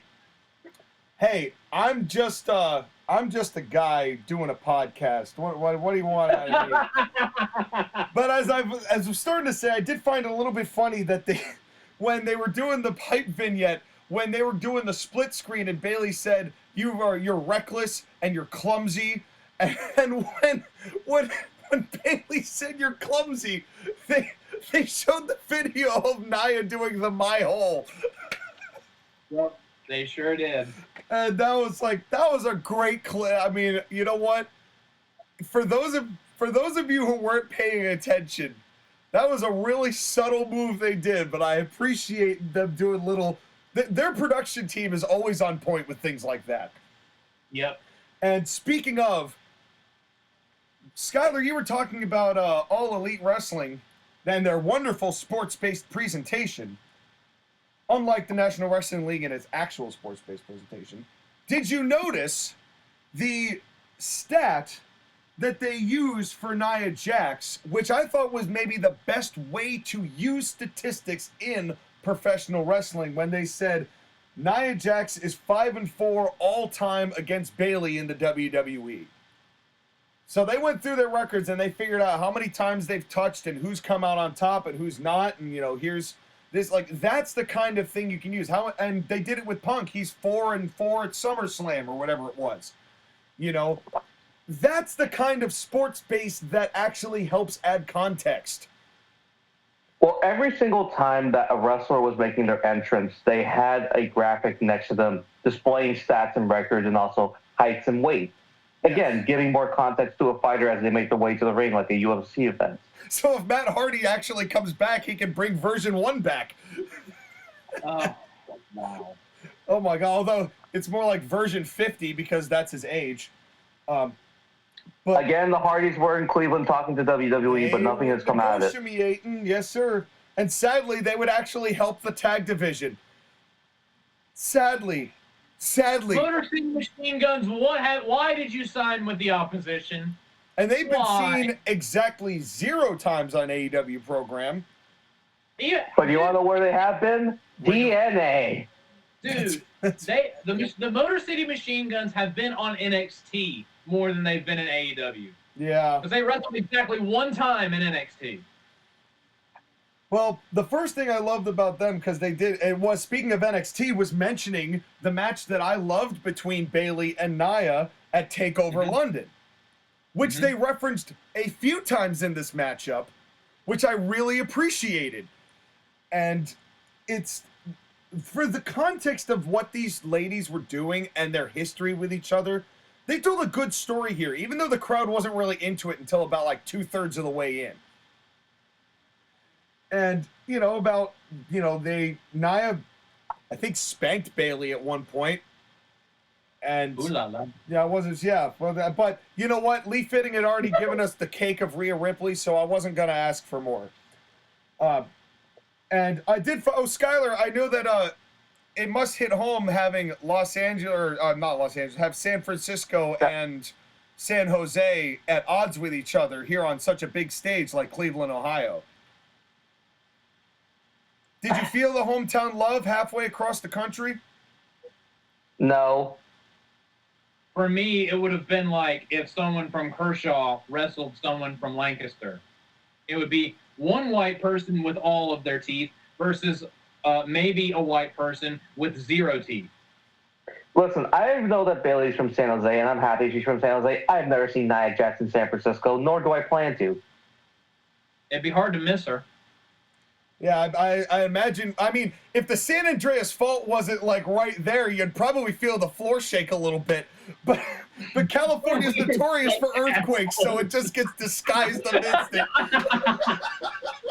We are horrible people. Yeah. But only when Chris Jericho is around. That's right. Because he's so fat. Yeah, that's the only time, that's when the earthquake would actually be lesser than the person around. Would be when Chris Jericho shows up. But he's a tree now, so he doesn't move around at all. Speaking of not moving around, Nia Jax doesn't move around because she's big and fat. Again, Scott Steiner was in attendance, so it's allowed. So he gave us the fat word pass. He gave us the pass. Holla, if you hear me. But they did the suplex guillotine throwback, and they referenced it, which I loved. Yep, me too. And Nia then just like took her and shot her off, and then did the real jelly roll of the night as she sentoned and landed her. As she did that rolling senton. Right. As that's what I wrote in my notes. Nia with the shoot jelly roll. As that is what in fact happened. And then Nia Jax goes around Mount Everest to get to the top rope. And then goes down to the middle rope. Down to the second rope. As Corey even mentioned, well, she went like the longest way possible to get to just the second rope. She took She took the scenic route. Yeah. And I thought that was fun. I love and missed. And then missed. And missed. And I love that the commentators aren't afraid to bust balls either. Yeah. Like, that really helps. It really helps the product be more digestible. Is they're catching stuff we're catching, you know, and you know, without burying the wrestlers, but they do. And then Nia Jax with a Uragi as the and Samoa Joe does it better. I mean, that's not really a bold take at all. That's very vanilla, but that's heretical. What a heretical statement yes, you made, Sean. Yes. Today. And was this your bold statement that you were teasing that was going to come up on the show? No, that's the main event. That's the main event. We're getting to that. We're getting to that. And then Nia hits the annihilate. Excuse me. Which is probably coughing like that is probably what Bayley did, as she got her lungs squashed. No, this was a very gentle annihilator. No, this was better. This was better. The second of the three that she got was pretty bad. Yeah. But this one was. I don't know. The first one looks pretty gentle. It just looks like I'm just gonna lightly sit on you. Not what she did when she said "fuck you, bird bitch" to Laya Valkyria a couple months ago. Yeah. Yeah. I still don't know how Lyra is alive, Ruh. Yeah. Well, we haven't seen her since, though. Well, you don't watch Raw. You don't watch the show. See, I'm a part of it. I mean, I don't watch the show either, but don't you even try. I can help, but I like helping shame people. And anyway. Well, if you are actually good at it, then Nia Jax would lose a couple pounds. Yeah. I feel like she did stand down a little bit. Right. We all woke up ready to kill. We did. Dude, this is the most savage edition of the Court Martial podcast. And but then we get 4 for 4 on the post and we all pop again. Yep. Yep. Now again, at this point we're popping because yes, they're listening to us as the show is happening. As the show's happening. They have a live wiretap. But it's so funny at this point, all three of us texted each other in all caps at the same time. Like, we all just went, yes! We don't pop for wrestlers like that. But an inside joke to pop ourselves, that will always get it. Indeed, because we're fucking marks too. That's right. That's right. Damn right we are. As Prince Puma said once, damn right we do. And anyway. And then the best part at the end they do, it's kind of like the new Triple H stare spot. It's go run into the post. Yeah. And I love it. But then speaking of things on the outside, we get that Samoan drop on the outside that looked pretty brutal. Yeah. And then they got the people into this because Nia is going to go to the top rope and Bayley cuts her off. And then Bayley does the walk halfway across the ring for the power bomb, and that got the crowd back into it. Nothing to get a crowd into a match than by almost paralyzing yourself. That's wrestling. Bayley lifting the equivalent of Chris Jericho across the ring. One half of Chris Jericho, Nia Jax. Bayley never skipped leg and or spine day at the gym. Yeah. I'm being told, I'm pretty sure Tony Khan is working with the International Measurement Committee to get one Jericho actually as a unit of metric weight. Bayley doing more lifting than the Cleveland Browns defense. Bayley is now a few inches shorter. Oh man. We're great, aren't we? But yes, at this point, Bayley goes up to the top rope, hits the elbow drop. It does nothing to Nia. And then Tiffany Stratton with her new pink Money in the Bank briefcase comes out, and Sean groaned. I didn't actually, because this was different.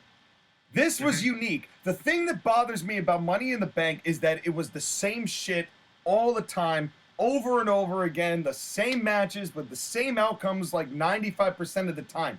To my knowledge, I don't think they have ever used the Money in the Bank as an angle like this. And I do appreciate it. If they're doing different things, I'm willing to let it ride. But they've got to make an attempt to do different things.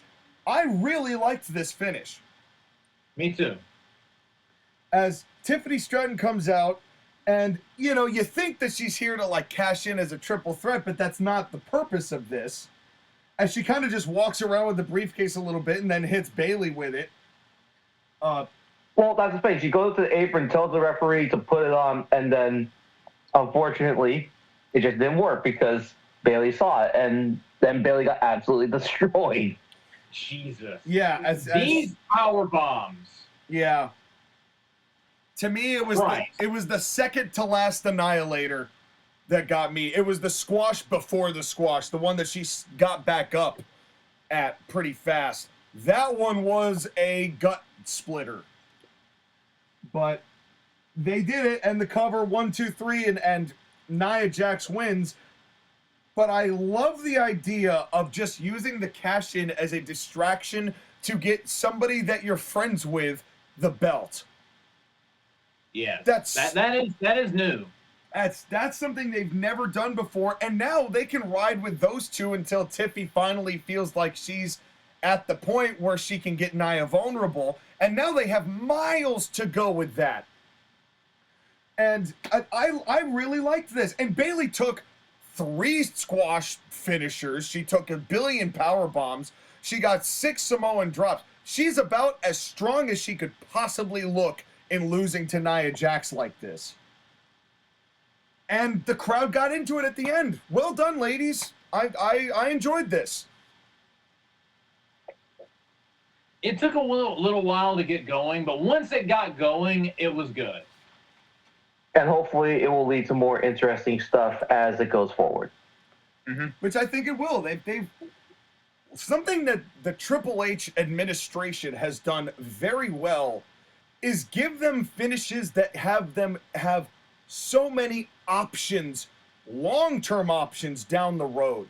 Every finish has a purpose, but the purpose could be 4 or 5 different things that they could milk for 6 months. It's brilliant. It's just brilliant. They're doing such an incredible job. And the best part is we get the weather report from Michael Cole. Doppler Cole's back in the game. Can you please have him versus this stupid tropical storm that apparently got upgraded to hurricane status? Can we have him be the weatherman? Well, I don't know. He'd be more like Hurricane Tortilla, I think. But in any case, my God, you are on another level tonight. I think it's time for a track change. Hold on, uno momento. All right, it is Drew McIntyre versus CM Punk. And as JR would say if he wasn't soul dead somewhere else, business has picked up. Now, earlier I said that LA Knight and Logan Paul was my favorite match. This was okay. Match-wise, LA Knight and Logan Paul was my favorite. Story-wise, this was my favorite thing on the whole show. Same. This is the one that did it for me. Because this is the one that was easily the best hyped. This was the best anticipated. It had the best participants involved, and it had the best outcome. Mm-hmm. It was tremendous. It was absolutely tremendous. I loved everything about this match. But Skyler, you have an ongoing segment when it comes to this particular referee. So I'm going to let you have the floor for this one. All right. Right. As we all always agree, on this edition of What the Fuck is Seth Rollins Wearing? Looking like he skinned the cat from Alice in Wonderland and made a coat out of it. Yeah. Jesus. And I love that Seth Rollins looks like he went over to a checkerboard and decided, you know what, I'm going to wear that on my shoulders today. Very good. Very good. Just went into Elton John's closet and grabbed his jockstrap and decided to wear those on his shoulders. Well, that's a visual. That is certainly a visual. That is certainly a visual. Well, and I think Michael Cole was with you on that one because within seconds after Sam Irvin announced Seth Rollins. He goes, "Is Seth the referee or Beetlejuice?" Even CM Punk had a good crack at Seth's outfit later on in the match. Even Cole's in on it. I'm like, you know what? This is how you know that they're listening. It's not just me, and it's not just JoshAgeddon. Even Michael Cole bashing this edition of what the fuck is Seth Rollins wearing. It is becoming more a meme throughout the commentary. Yes, and it is great. It's the best. Just can't wait until Becky Lynch is back, because then we can get both versions of what the fuck is Becky Lynch wearing. That whole family. I feel bad for that daughter. She's going to be wearing... That daughter. Her Halloween costumes are going to be just like a regular suit and tie, and her day-to-day wear is going to be Halloween wear all the time. And you know what? Her school, every time she walks in, it's going to be, it's now time for what the fuck is she wearing? As they hear down the hall. Yeah. Oh, shit, that's that Rollins kid again. It'll be an Irish version of that. But I will. An Irish Halloween clap. Although I must say, Drew McIntyre's appearance making him look like a commander in Cobra Kai. Well, yeah, everything. And CM Punk. Oh, sorry, Cobra Commander. Fuck, I forgot G.I. Joe reference. It's Cobra Kai Mander. There you go, TAWTF. Eat your heart out. As I was really appreciative. I don't even know where to begin. I don't even know where to begin with that one. I was really appreciative of the Waluigi cam that we got, as we could hear even louder that I've always wanted Waluigi cam. Why are you the way that you are? I wish. Seth, what happened? It's because he's the most entertaining meme in wrestling today. Yeah. Apparently. Yeah, as CM Punk is screaming in the back to the back of the car to Seth Rollins, "Why can't you be normal?" And Seth Rollins. More memes from your good friend Sean McCarty on this episode. That's right. Well, and then became maybe the most egregiously offensive thing that was said on commentary all night. Oh, no. As Michael Cole mentioned that CM Punk met Jesse Ventura, like all that Jesse Ventura was on Raw, right? As Seth was getting his way to the ring, and then Corey Graves said, "Well, I don't think the body ever sparkled as much as Seth." Bitch, have you ever seen Jesse the Body Ventura in his prime? That was his whole thing. They're the same person. What are you talking about, Corey? That's the exact same. I don't know. Seth Rollins is a pretty sparkly man. That's because he has the budget for it. Jesse Ventura paid out of pocket for that. Don't give me this horse shit that he was not the same level of glitz and spritz as Seth Rollins. He was the guy doing it before people were doing it. So you're saying that Jesse Ventura would have been doing Seth Rollins' gimmick if he was around? Well, why don't you tell me if you're such a patriot? Oh, God. Anyway. Oh, my God. Here comes Drew, and the look of intensity on Drew McIntyre's face Yep. was so good.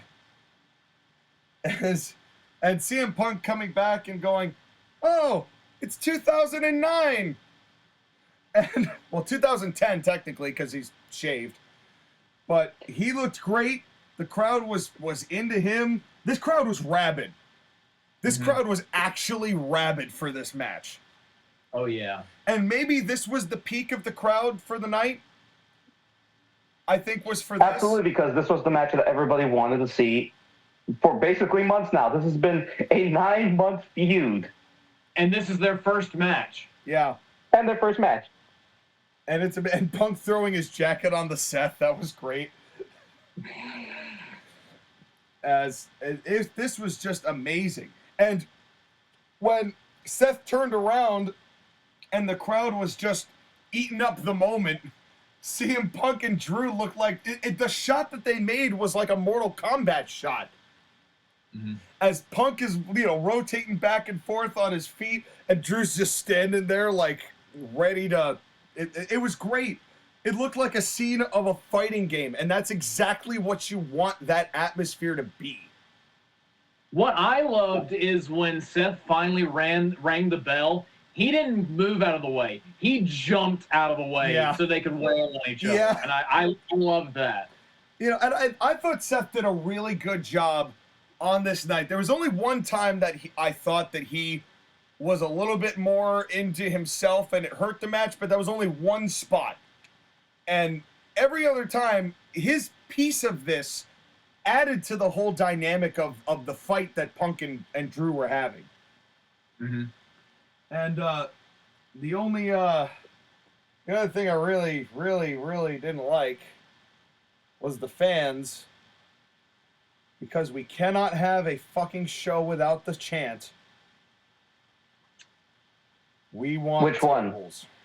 They want tables, even though this wasn't even a no disqualification match. Didn't matter to them. Well, it was very clear that Seth Rollins were going to let these guys do whatever the fuck they wanted. So, I mean, tables could have been expected. Hold on. No, actually, he took a chair from Drew McIntyre. Yeah, that was a big part of it. He didn't disqualify either of them when they reached 5 on stomps and kicks.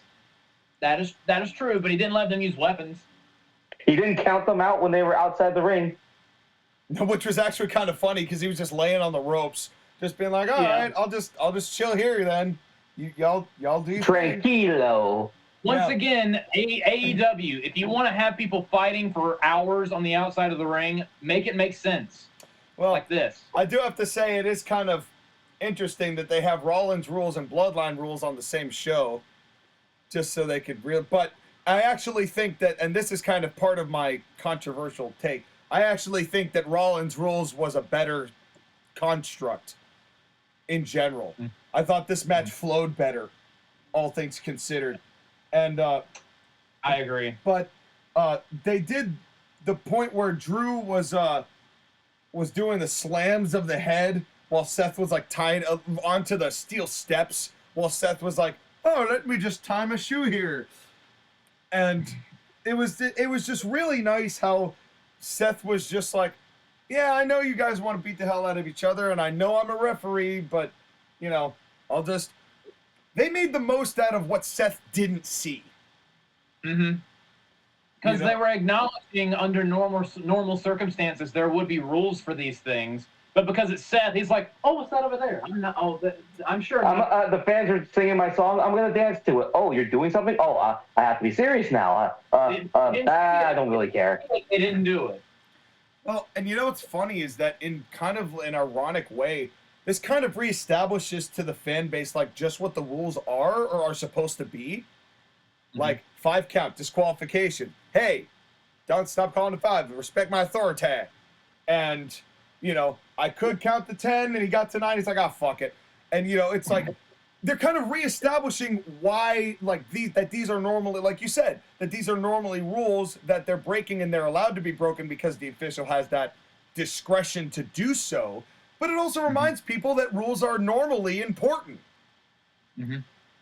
I'm not gonna lie, that spot where Drew McIntyre has CM Punk underneath the ring guard and he's gonna spring him up into the ring like metal post, and Rollins is like, "Don't do it. Actually, you know what? Go ahead. I don't care." And that was a particularly brutal spot. I loved that. Yeah, me too. I've never seen that before, I don't think. I've seen it a couple times, but not as of late. Yeah, and he was doing. I love WWE doing spots we haven't seen in a long time. I know. Well, what is this? They've been making a habit of that. We saw Burning Hammer this year. You know? So and it got a 1 count. And it got a 1 count. But it woke Cody Rhodes up because Cody Rhodes is the ultimate babyface. So we got a vertebreaker this year. Yes. So that's they're really, we got the brainbuster on the turnbuckle this year. Multiple times. Brainbuster on this show from the top rope. Yeah, but that one wasn't meant to be one. As opposed to Sammy doing it at Mania, which was meant to be one. But in any case, I loved when Drew went for the cover and Seth went down like both of his knees had arthritis. And he even was like, "It's my knee, man. I was just hurt." It's like, and I loved that. He got down like he was 80 years old. It was so good. And I was thinking maybe he doesn't want to damage his really weird Sabu pants. Yeah, which is what they were called later, which was fun, which was really funny. But I loved that, and he even mentioned the bad knee, and then Drew just yeeted Punk after that. Yeah. And we get this sit-out power bomb, and it's a cover, and Drew's like trying to yell at Seth, and he's like, "What do you want me to do? It didn't work. Do better." Do better. Hit him harder. Yeah, I thought Seth added a lot here just with those little commentary bits throughout all of this, and just the dynamics of all three of these, and because you didn't really know what to expect going into this match, it also, I think, kept the attention of people so much stronger than normal.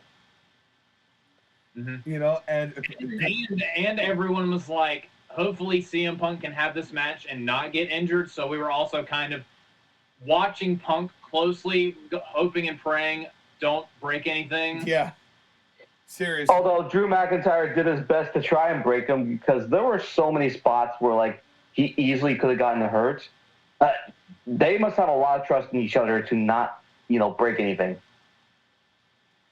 Yeah, well, but they kind of played around with that too in this match. And then there was the chair, where they thought he was gonna, Seth wasn't gonna take the chair away from Drew, and then finally did. And then they did the SummerSlam 97 spot almost, but then Seth doesn't hit Punk, goes to put the chair away, and as Seth's putting the chair away, Punk goes for a roll up and Seth misses it, and it delays it by a little bit.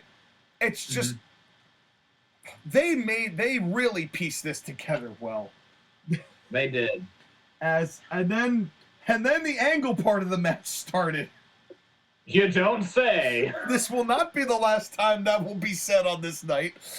Or the next to last. As Punk tries to get the bracelet off and actually does. But the first thing first is that Drew pulls the bracelet out of his trunks, which is gross. Yeah, but I don't think... He has the bracelet next to his Big Daddy Drew. Yeah. Hopefully not attached. Yeah. But in any case, it was sure down there, but Punk finally saw it and started yanking the bracelet off. And, he got it, and he went to get it, and he was about to pull it on, and then Drew hits a Claymore, cover, 1-2 kick out. But the more important part of that is that Seth, who saw the bracelet, takes it and wears it just to get it out of the way, allegedly. And as soon as I saw that, I went, "Oh shit! Oh no, Seth, what have you done?" And because I knew there's a very good chance that Punk's gonna see that and flip out. Well, remember, keep in mind, Punk had him in the Anaconda Vice. He should have won until he saw the bracelet and then took it off of Drew McIntyre. Yeah. It's weird to me that they're making a friendship bracelet as important as it is. But hey, I'm here for it, okay? Well, if Triple H can get a friendship bracelet over, then he's the Booker of the Year, no question. In this case, the bracelet is just the plot device here to sell Punk's paranoia. And that is just the best. And Punk, to be fair, Punk selling him being paranoid like he used about everybody trying to get him, and him finally being like, I gotta look over my shoulder at all times, and that it's just exactly what he needs to be right now, because he's so stupidly over, but it shows that there's still like the flaws in his foundation, and it's making him uncertain about his moments and clouding his judgment because he's seeing red and he's got all this vengeance on his mind, but he keeps thinking that Seth's trying to screw him. It's so good. It's so brilliant. Now, again, good. The thing what happened here is that Drew McIntyre ran into the post, so we're 5 for 5. Popped again. Yay! Hurrah! And we all pop, but the CM Punk is getting ready for the GTS. He sees Seth Rollins has the bracelet, starts yelling at him to give the bracelet back, Yeah, what are you and then doing Drew with that? runs into both of them. Yep. And Punk gets the GTS, and Seth Rollins gets knocked down because Drew ran into both of them. Seth gets back in, doesn't count quick enough, and Punk is cross-eyed, livid, angry at Seth Rollins because he thinks Seth Rollins screwed him. yes, and it's and No, legitimately, CM Punk went cross-eyed for a second. That's how angry he was, yelling at Sabu and his useless Sabu pants. yeah, and I got to give credit to Seth here because Seth bowed right back up at him, and almost like it made it look like Punk, like because Seth was actually saying accurate things, like, look, this is why we view you the way that we view you. Like, you want us to accept you, shape your shit up, like, focus on him, not on my, not on me. This isn't about you, like, and that moment was great because it almost looked like Punk had matured and he felt like, yeah, you're right, and focused, like the voice of reason had prevailed. And then the GTS to Seth. Yep. Which got a ridiculous pop. He goes over to Drew, and Drew hoofs him in the nads. Oh, Hold on. Before that, Seth Rollins is GTS. CM Punk stands over him and says, "It may never be about me, but it's never about you." And then he gets hooked right in the balls. And Message the crowd's sent. like, oh. And then Drew claymores the shit out of him. And then to make it even better, Seth is like, I hate both of you. Counts 1, 2, hesitates, 3. And Mazel Tov, 100 out of 100 stars. It was perfect. And the best piece, Drew takes the bracelet back. Yes, he's such a dick, and it's great. It's perfect. Right. In all this mess, CM Punk got the bracelet from Rollins' arm, and Drew sees the bracelet and takes it back. And Punk can't do anything because he's unconscious. Drew is such a petty little dick, and it's the best thing. This is the run of his entire career. Without a doubt. Without a doubt. I think Drew has actually carried this feud more than Punk has. I agree. He's been around for all of it. And that's no knock on CM Punk. Every time he's been there, it's been gold. But Drew has been on a level that no one else is on right now. And honestly, Drew McIntyre probably looks at the bracelet as more important than the World Championship. And that's saying something. Well, and the fact that is such a thick layer. And the story of this is that Punk's overall paranoia ended up screwing himself over in this ultimate moment of this lust for vengeance went too far in his own head, and it ended up costing him everything that he was trying to stand for. It's so good. And there's so much more space to go on this. This is like another year's worth of booking they have. Because they've got matches with Punk and Rollins that they could work on. They have more with Punk and Drew, clearly. And they have more with Drew and Seth. And it doesn't even have to involve fighting each other. They could literally wrestle 3 matches between now and WrestleMania, and the people will eat it up every time. You could honestly advocate for all 3 of these guys being the final 3 guys in the Royal Rumble. Heck, you can advocate for all 3 of these guys being in a triple threat at Mania next year. Well, I think right now, unless something insane happens with the Bloodline, this is by far feud of the year. Oh, agreed. By far. Unless something insane happens with the Bloodline. And it would have to be batshit insane. Solo Sikoa. Yeah. But this... I mean, it has to be The Rock coming back and feuding with Roman. And I don't even know if that would do it at this point. Because because for the body of work that this feud has been... Again, ever since CM Punk returned and made egos get bruised between Rollins and McIntyre, the whole thing at the Rumble, the issues between the 2 of them, and the 3 of them actually at Mania too, because remember, CM Punk was on commentary with Rollins and McIntyre at Mania, and all the stuff that's happened since. You can't pin it down to just 2 guys hating each other. It's all 3 of these guys legitimately hate each other. This is a triple threat that I want to see. This is Agreed. how you build a triple threat properly. And, Oh, yeah. And even better than that, this is old school pro wrestling at its finest. Mm-hmm. This is my kind of shit. Like this, I love. Me too. I love this. This is the best. This would get over in any territory, in any piece of in the 70s and 80s. This would be over anywhere because of how well this has been put together by all the participants involved and the booking that's led to this point. To the point where people were rabid, foaming at the mouths for the first time they touched in 9 months. They don't make feuds and matchups like this anymore, folks. This is something. This is really something. It's a different WWE, so maybe you can't even say that anymore. I know, you're right. Because guess what? Both world titles main event were on the show last, too. When was the last time that happened? Mm-hmm. That the last 2 matches were both the world title matches, and I guess let's get You're salty about Backlash, aren't you? I don't know what you're talking about, sir. It's Gunther versus Damian Priest for the World Heavyweight Championship, as we see the Legends booth with legends such as a couple random guys and the Steiners and Kevin Nash and X-Pac and is that Jackie DDP. Moore? Hey, Jackie Moore. As even the commentary was surprised, like, oh shit, Jackie's here. Hey.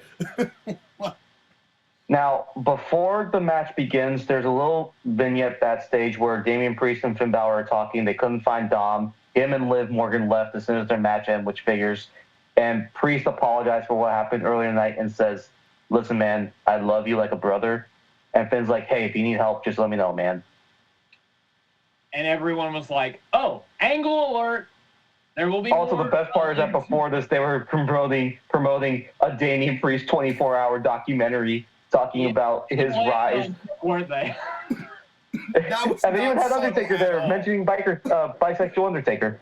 I thought that was funny that Undertaker was the first talking head they showed. That was, I mean, They know the joke. they are they know the fucking with joke. people psychologically, and I'm here for it. Agreed. Because agreed. they made sure to put that Damian Priest babyface's fuck biography right before he had this match with Gunther. Exactly. They know what they're doing. Yeah, they're training their audience, and that's exactly how you have to do it. And I'm here for it. I am so here for it. Easter egg the fuck out of me, WWE. I am here for it. Yes. And Make these shows fun. yes, and they have. Well, they did, because Damian Priest versus Gunther was a hard-hitting affair, to say the least. This was so stiff. And this was really good too. I mean, it's weird that I don't view a Gunther match as my favorite on the show, but that's just because Drew and Punk and Rollins was so butt fucking good that there's nothing in my view that could have topped that on this night. As great as everything was, that was a piece de resistance on the show. But then again, it's the matches that cater to everybody. You got the romantic subplot stuff with Dom, Liv, and Rhea. You had the sports entertainmentness that was Logan Paul and LA Knights. You had the best storytelling with Punk and Drew and Rollins. And this was the technical beat-em-up sluggerfest match. No match on this show was the same as the one that preceded it. Yeah. Except for the ring post spots. Well, that wasn't in this match. Until that streak was broken, because Damian Priest loves to do that over-the-top ring post spot instead, which never looks good because he just looks like he's slapping the ring post. But anyway, Damian Priest comes out, and he shoots a 3D arrow graphic, and then they cut to another shot, and the arrow shoots by that camera shot, which I thought was actually kind of funny. And that was like, okay, that's kind of a clever way to move the 3D graphic along. You shoot an arrow, and then you change camera angles, and then that arrow whizzes by that, like in the direction that arrow was shot. which was... They cut to outside the stadium and the arrow flies out of the Oh, stadium. dude, I wish. That would have been hilarious. That would have been so good if they did that, mate. Like, you know how they sometimes will have, like, the blimp shot over the whole stadium? If they did that... They have a shot outside the stadium, the arrow flies into the blimp and destroys it. Well, we're not getting any more Goodyear blimp. That's right. You know what? You know what? It'd be a prime blimp. Let's be real. They'd slap that logo right on it. And it would just catch on fire and just be the Hindenburg. The Hinden Prime. Oh, yes, indeed. Indeed. Primenberg. And so then I love this part. And oh, by the way, here's a fun game for you athletic kids out there. Every time that Sam Irvin clutches her fist to grow some balls, flex yourself. You're going to break a sweat. No. Yes. Do some jumping jacks or some push-ups. You will be tired. Yeah, so every time you see her flex, you flex, and you are going to burn some calories. I did this. Yeah. I tried this. It was worth it. Get a little yoga in. Do a little stretching while she's doing that, and I promise you will not be disappointed. Wait, regular yoga or DDP yoga? Well, DDP yoga is all about dynamic resistance, so you basically are flexing the entire time you're doing it. So, yeah, do some DDP yoga. And I promise you, you will lose weight with the Sam Irvin Flexing Her Balls program. Trademark. Your copy today. Trademark. I'm sure that'll sell well. I'll buy it. As I know you will. That'll be the only copy. As Gunther never. But while Sam Irvin is doing this, and that's not a knock on Sam. I like Sam. I do. It was just every time I see her clench her fist, all I'm thinking of is like her just reaching down into the cockles of her chestal section to pull that bass in her voice. And I like her a lot. But she was less irritating on this show. She's been, by and large, the last 4 or 5 months, pretty much ever since WrestleMania, way more tolerable. Yeah. She wasn't allowed in Saudi Arabia, but everywhere else, way more tolerable. And well, if she would have grown those balls, they would have let her in. See, she has to keep working at it. So anyway. And then Logan Paul would fuss at her about the Olympics. Oh my God, that's full circle. That's like a ball. Like a ball. Absolutely. As Skyler is contacting his lawyer as we speak. But I love this part because all the while Sam Irvin is doing all of this, Gunther never breaks eye contact with Damian Priest once. Mm-hmm. He is focused and ready, and I was actually kind of sad not to see Ludwig Kaiser, at least at the beginning. I would have liked to see him a little more grand in entrance for Gunther. Ludwig Kaiser is injured. I know. Well, then call me then. I'll do it. But it's... yeah, I already know you listen. Call me. I'll do it. So, anyway... give me Kaiser's entrance, and while you're at it, give me Kaiser's girlfriend as well. No, and I'll say this. I'm not going to ask for that much. If I get a phone call because I tell them to call me on a fucking podcast, I don't care what they want me to do. I'll do it. And they ask you to do the ring entrance for Gunther? Yeah. We're doing another Manscaped ad. You want in? I was like, where do you need me to fly? That would be the next word. Like, can you give me like a day to get there? You have to go to New Haven. Oh, fuck. I'll get in the car. That's fine. That's easy.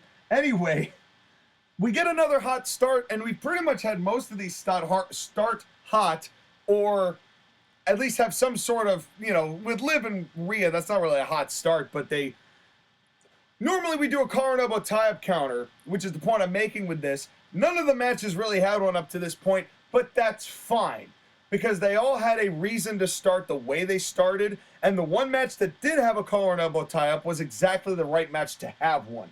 So sometimes it's more about the context than it is the content itself. Mm-hmm.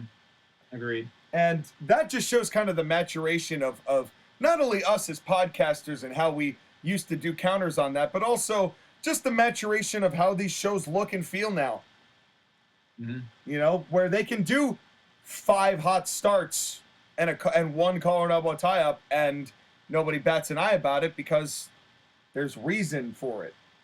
And 5 different kinds of hot starts Yeah. that have different context and different reasons for doing so that all make sense. Yep. But again, like, all this to say that, like, Damian Priest and Gunther had one mission. That was to beat the tar out of each other. And I've seen people bleed a lot in wrestling. I've never seen someone look like they gigged but missed their head and got their chest. except for Right. Chris Well, Jericho, that's the thing is that actually Gunther's did chest get has his been beaten before, so that was a previous injury. Yeah, like they had that match with him and Finn Balor on Raw, and his chest got a little roughed up in that one. But still, it added a lot to this match. Oh, yeah. And I mean, and everything. Gunther definitely got a lot more out of Damian Priest, because this is all I ever want to see out of Damian is this stiff shit. I've often found Yep. that I think part of why I don't like Damian's matches as much is that he doesn't always look like he lays it in. It's like sometimes it looks like he's executing moves and he gets most of it, and most of the stuff he gets most of. But sometimes in his strikes, it just doesn't feel like he has the oomph that he should for his size and the kicks and the background, his high kaiju, slumber background. As Did you notice that his 2 best matches during his title reign were against Gunther and Drew McIntyre, a.k.a. guys who are just as physical as he is? Huh. How about that? As Again, not that Jey Uso and Seth Rollins are bad, but when Damian Priest can go out with a guy who matches his physical level, that's when he's at his best. Again, that Sheamus match from SummerSlam, which they did mention, was a highlight in particular. Yep. Mm-hmm. Well, Seth Rollins isn't bad. I'll leave Jey Uso out of this, but let's. But Seth Rollins has never been known as like a super stiff person. No. The match with Seth, they were more just on different pages that entire match. Yeah, that was a match where they were like over anticipating the angle, I think. Yeah. And yeah, and until they missed it. yeah, and then they missed it. But anyway, one of the things that I've always liked about Damian Priest's moveset is the thunderclap. That gets me every time. It gets me every time. But then Gunther hits a crazy stiff and tight double arm suplex. And this is where I noted, like, boy, it seems to me like when the match starts, they don't really give a fuck about ref cam, do they? Those shots must be trash.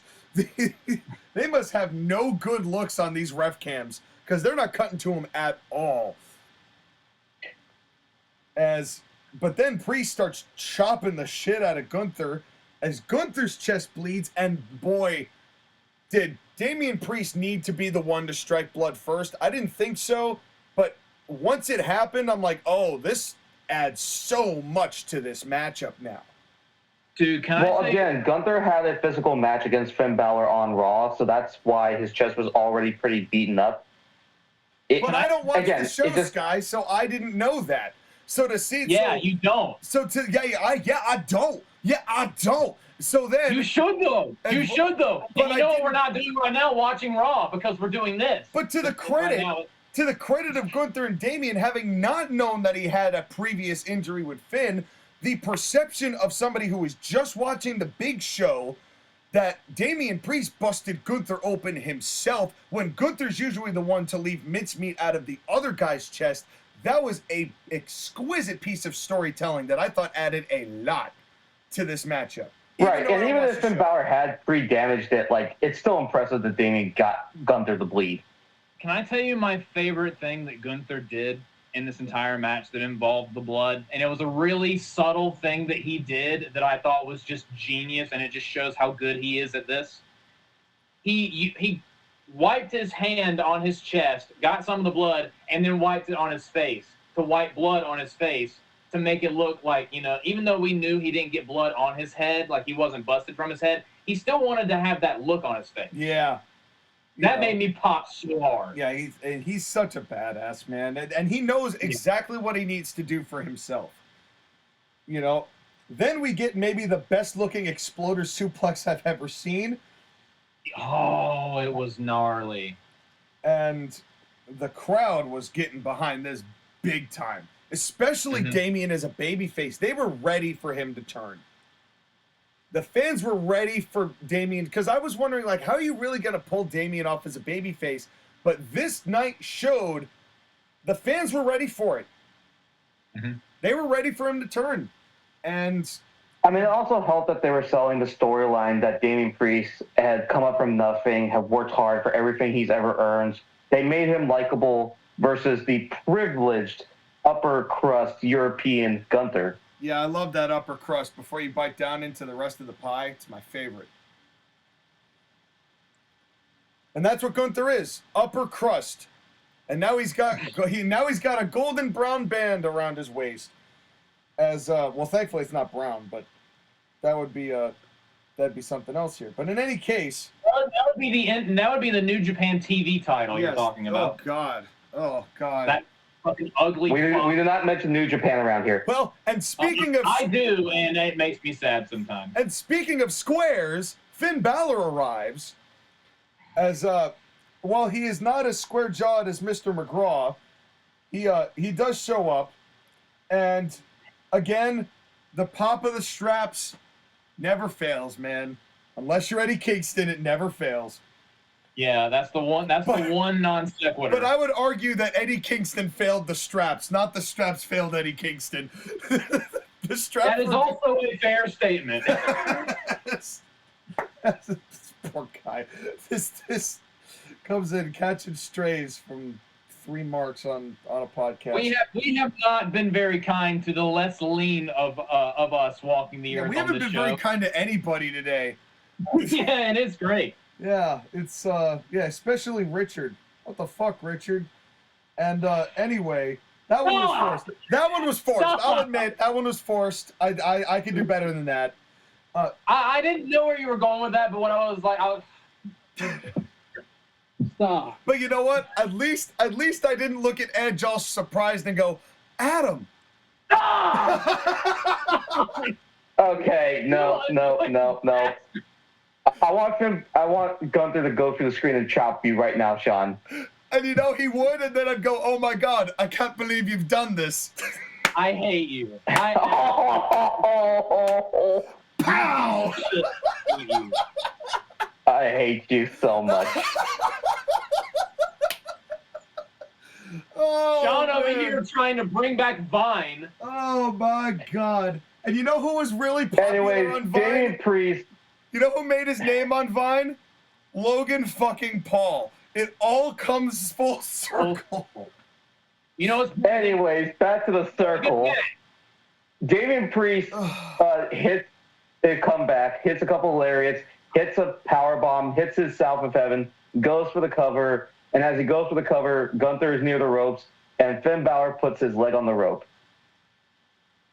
The reaction to that, it was a little bit of a delayed reaction because Finn did it so quick, but the crowd basically went, no, you didn't.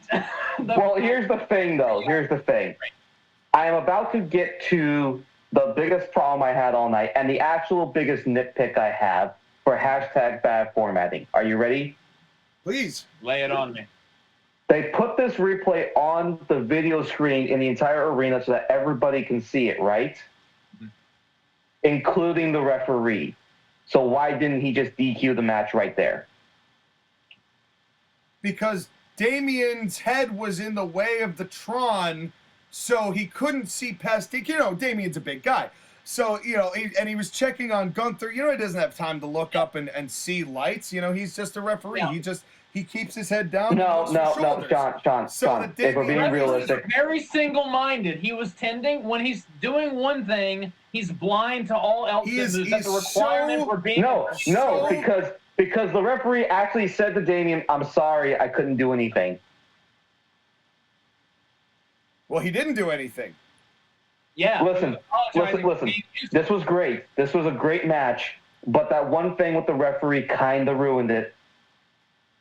I didn't notice it, so it didn't bother me. I didn't think about it until the day after. I'm like, wait a minute, that was playing in front of the entire arena, so everybody in the stadium could see it, including the referee. But also, Dev, is that count as getting physical if it's outside the ring? And then in that case, why didn't he go out and just say, Finn, you can't interfere, you're out of here, and then have the rest of it go on? I mean, I understand your point. I mean, but considering the heat of the moment and that the finish was coming not 25 seconds later. Yeah, because then Damien was in a submission hold, and the referee was focused on that, so he didn't really have time to eject Finn. Yeah, it's a weak explanation, but I get it. It's whatever.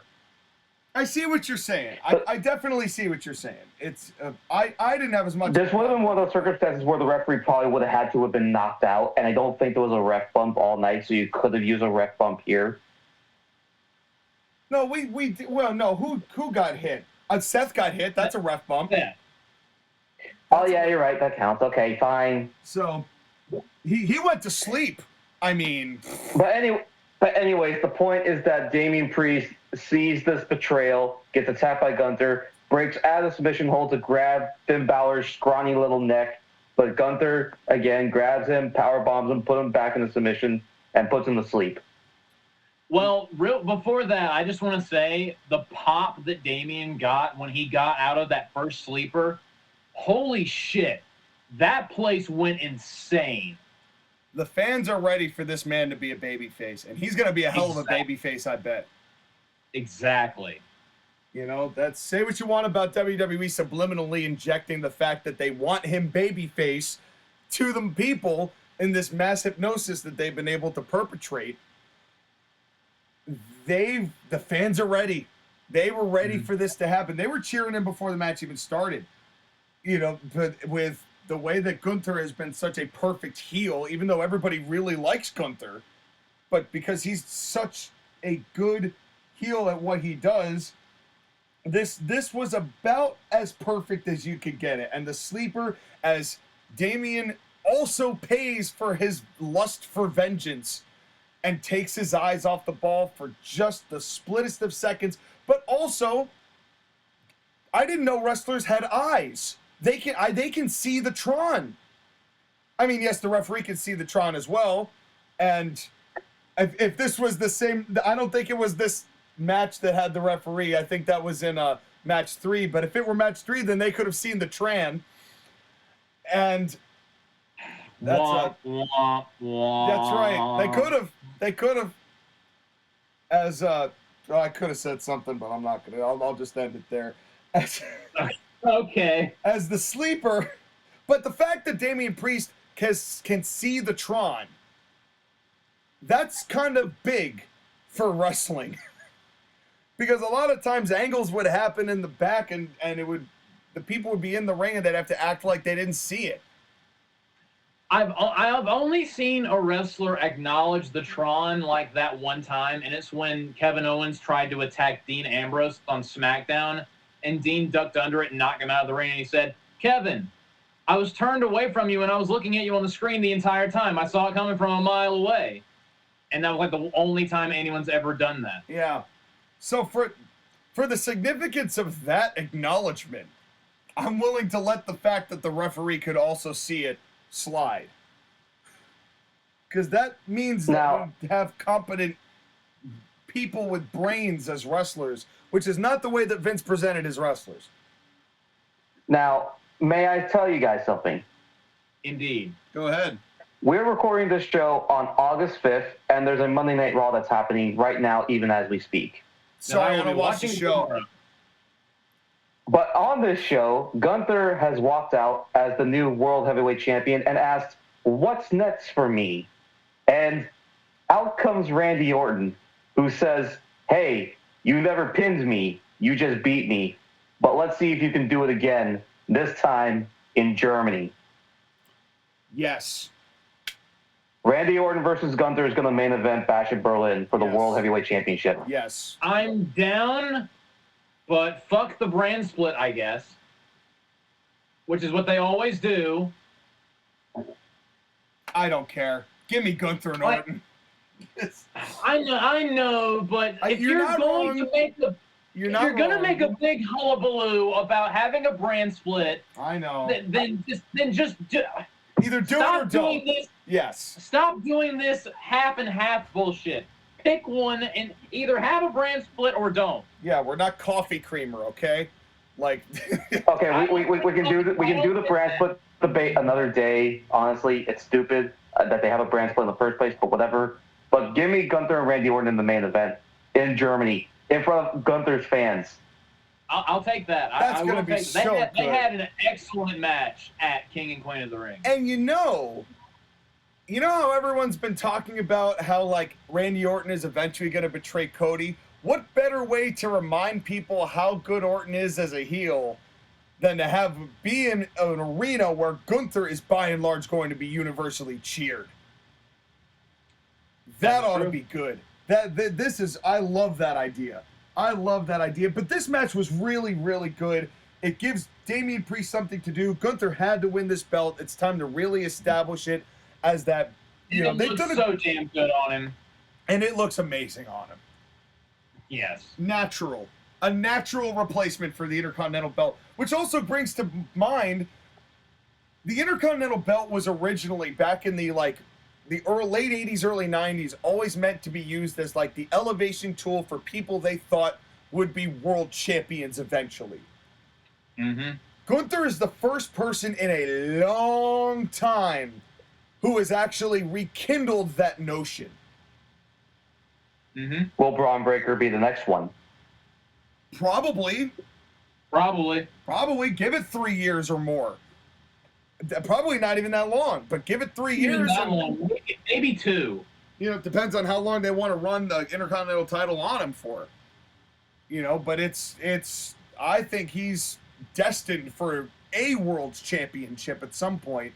But we'll see how long. They're going to take their time with it because they're taking their time with it now, and I respect that.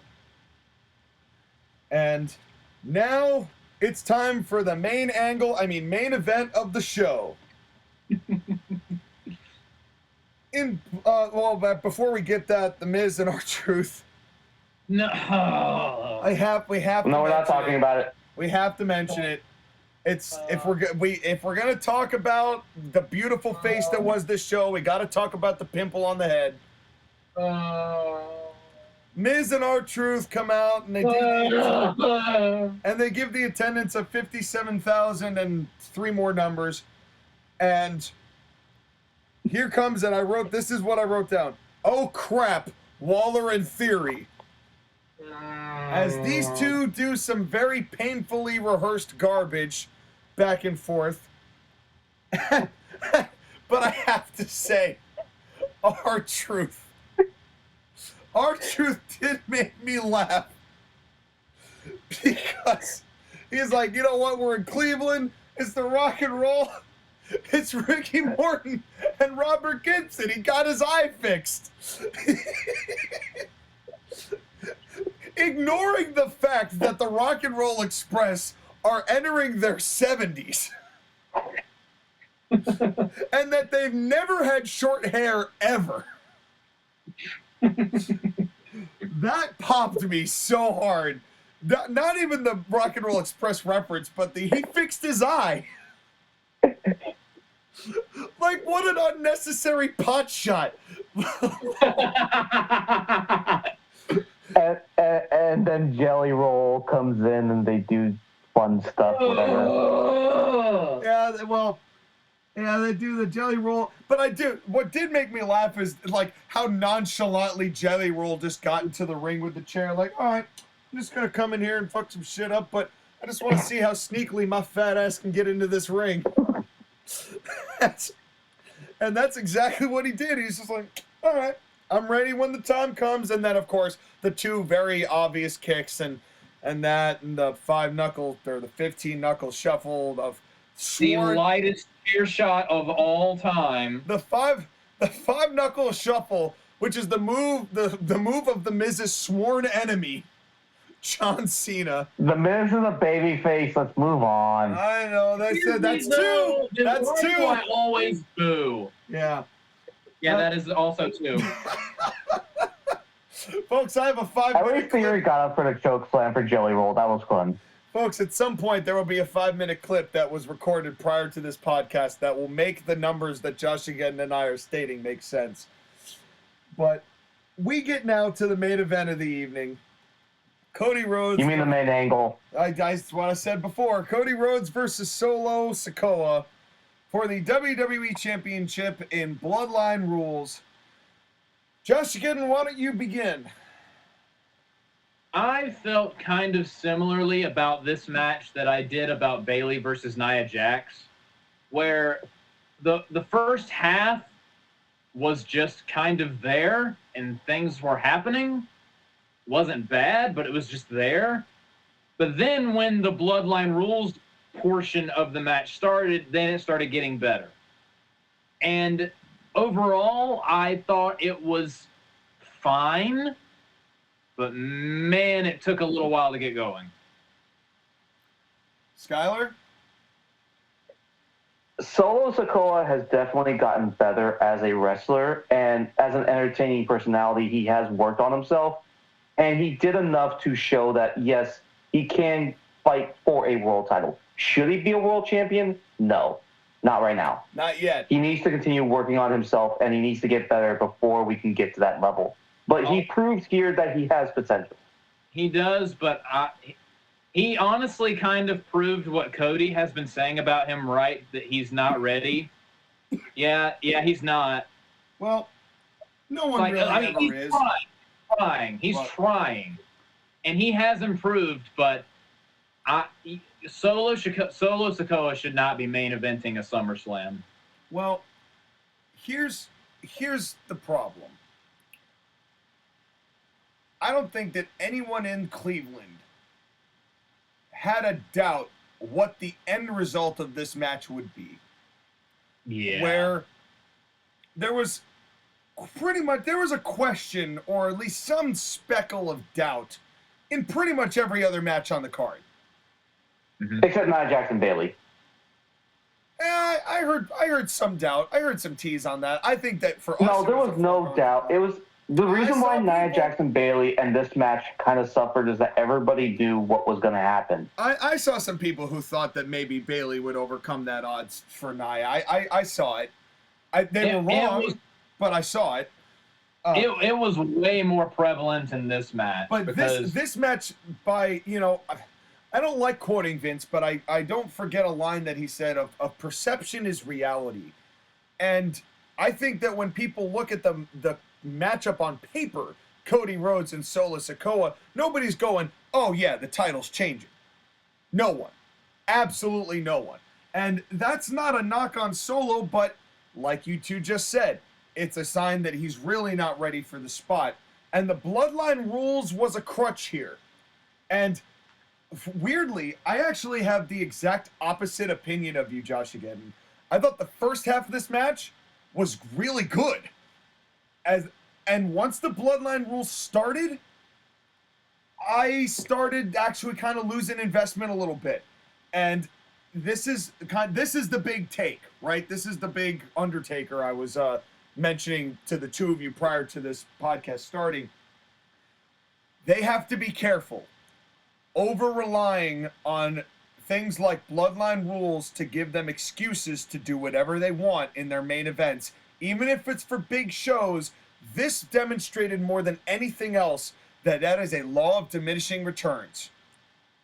There was only one good return, and that was what the end piece of this match was, but it felt very formulaic prior to that return, because we had just seen basically this format at WrestleMania with bigger players. Yeah, and I mean, that's the thing that I kept saying is that, like, they're just repeating spots from WrestleMania.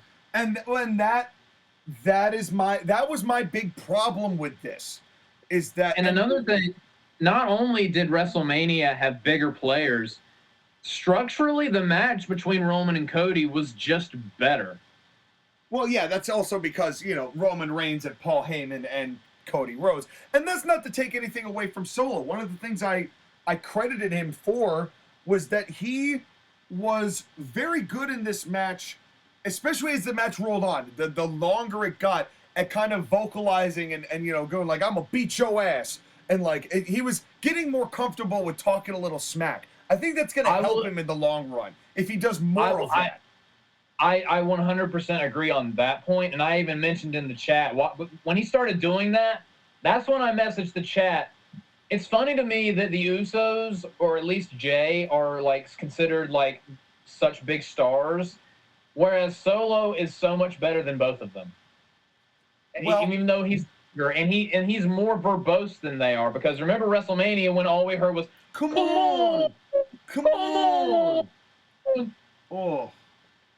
And in between the come-ons was a super kick and spear and splash. And that was it. That was the whole match. And that was it, repeatedly. And, at least Solo can do more things. Well, Solo is more dynamic, but he's also just now starting to develop a real identity. Mm-hmm. And he's getting there. He's getting there. I've been impressed with what he's been able to do, especially in the wake of losing the mega star that is Roman Reigns. Solo had a big set of shoes to fill when he decided to make them, when they made this move, and he's handled it. Mm-hmm. He's handled it, and I think that similarly to saying that Braun Breaker will be a world champion in 2-3 years, I would give Solo that same timeline. If he keeps progressing the way he has, I knew you were gonna mad me, Sky, but I think he's got the potential. He's just now developing it, and it took some time, but the biggest thing that I felt was impressive with him this match was he was much more comfortable, especially towards the end of it, kind of being himself simultaneously as he's doing all these spots and he's getting into these matches. I won't disagree with you about the world title thing. What I disagree with you on is the timeline. The thing you also have to keep in mind is that Braun Breaker is showing his potential at 26. And Solo Sikoa is a full 5 years older than him. Solo Sikoa is going to get there, but I don't think it's going to be as quick as you think it is, because he still needs more time to figure it out. But remember, I agree with Skyler. But remember, Sky, he's Samoan. That is also true. Well, I have a question for you. I don't disagree. But he's the run-ins that happened, would the run-ins have changed if either Pharaoh or Arn Anderson made a run-in? No, I'm glad they didn't. I was actually afraid that Cody was going to bring Pharaoh out to the pyro because of how badly that went. But, yeah. But no, so that's the thing, is that like they have the dog, and I get why they're doing the thing with the dog, but I'm just like, why is the dog here? Babyface, man. Cody's I know. He's kissing a Even dog. John Cena never came out to the ring with a dog. Maybe he should have. He should have. If John Cena had the Captain Grimm helmet that Cody had, nobody would have been booing him. That's a fact. But again, it's just fun to see Glock Anderson back. As happy as that reference makes me, Sean, what makes me sad is the only two people that are like, oh, Captain Grimm Are you and me? Are you and me? Because no one else fucking knows that game exists. No one else has ever played that game, and that's funny. But then when Arn Anderson shows up, I have to say, Triple H, you got to start giving me some fucking credit. No, I know you're listening. And you are in the same state as I am. You got to start giving me some credit. At least throw me in that little tiny credits thing at the bottom right corner. Idea taken from. That's all I need. I won't even ask for money. I just want credit. As Arn Anderson called some people from his time in ACPW to make sure that people had Cody's back. Like Randy Orton, who is also an ACPW wrestler. Yeah. But Arn looked great. He lost a lot of weight, man. Arn looked great. He hasn't lost a beat cutting promos, man. I thought that it was pretty solid on his part, and it was a good reason too, and it was great to see him, and it just made me laugh. And then Captain Grimm, then he pulls his Captain Grimm hat in front of Triple H at Gorilla and then goes out. Yeah. Because Pharaoh would have gotten scared if he saw him with his Captain Grimm mask on. I don't like Twisted Metal 4. I like Twisted Metal 3. That's right. Yeah, of course. Pharaoh, a renowned Twisted Metal Black fan, loves playing Snowy Roads with Outlaw, but that's a different story. Only you two are going to get these references. Yeah, we've already established that, Sky. Hey, people have actually heard of Twisted Metal Black, okay? I'll give Sean that one. Yeah. Well, and then out comes Dashing Danny Angler, who's one of my favorite referees. I'm like, he's gonna get hurt at some point. And then we get the one and only collar and elbow tie-up, and it meant the most here. Mm-hmm. Then they had a wrestling match. And I gotta give Cody credit. Even though he's had a stipulation match a couple of times, like a Bloodline Rules twice, and an I Quit match, all of his matches start with a match. Mm-hmm. Like in the ring, actual competition match, and then shenanigans happen. Yes, and then shenanigans ensue. Yes, and you know, and I love the, you know, when Cody tried to do the drop down with the uppercut and Solo caught the hand, he's like, nope, we've done this before, you know, and the story of, yes, I am improving. I'm a different guy than I was before. They followed that with usually Cody likes to jump over his opponent when they're running at him in the corner into the big the Mad Dog Power Slam, but Solo stopped that as well with a heel kick. Yeah, with a great and it looked great. Yeah, and it was no, that was wonderful. And you know, this match just a little bit reminded me of when Umaga was fighting DX in 2006. Like his matches on Raw with Shawn and Hunter in consecutive weeks did not look too dissimilar to some of the spots they did in this matchup. And you know, like the I guess we were asking whether I forget what it was, that I think it was Saudi Arabia when Rey Mysterio or somebody hit Logan with the Prime bottle, or Cody used the Prime bottle, and we wondered if that a disqualification. It's not in Bloodline Rules. No, it is not. The first weapon of the night went to Cody with just a cup. Even though his opponent's name hit is Logan Solo. Paul with the Prime bottle. That's well, that right. was before the match started, so it didn't count. That's right. Cody uses the cup even though his opponent's name is Solo. And Sean, really? You don't know how happy I am. Okay, I have to tap out. That's it. That's the end of the podcast. Thank you. We're not drafting anybody, Skyler. Why are you using your drafting voice? Keep making more puns, Sean. Keep making more puns. I will. The puns are the constant Vine references. Oh man, I will. Look at all those chickens. So we move on. Why?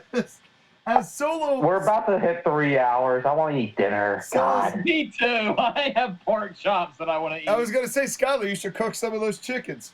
As Solo did, you know, he started doing a little more smack talk.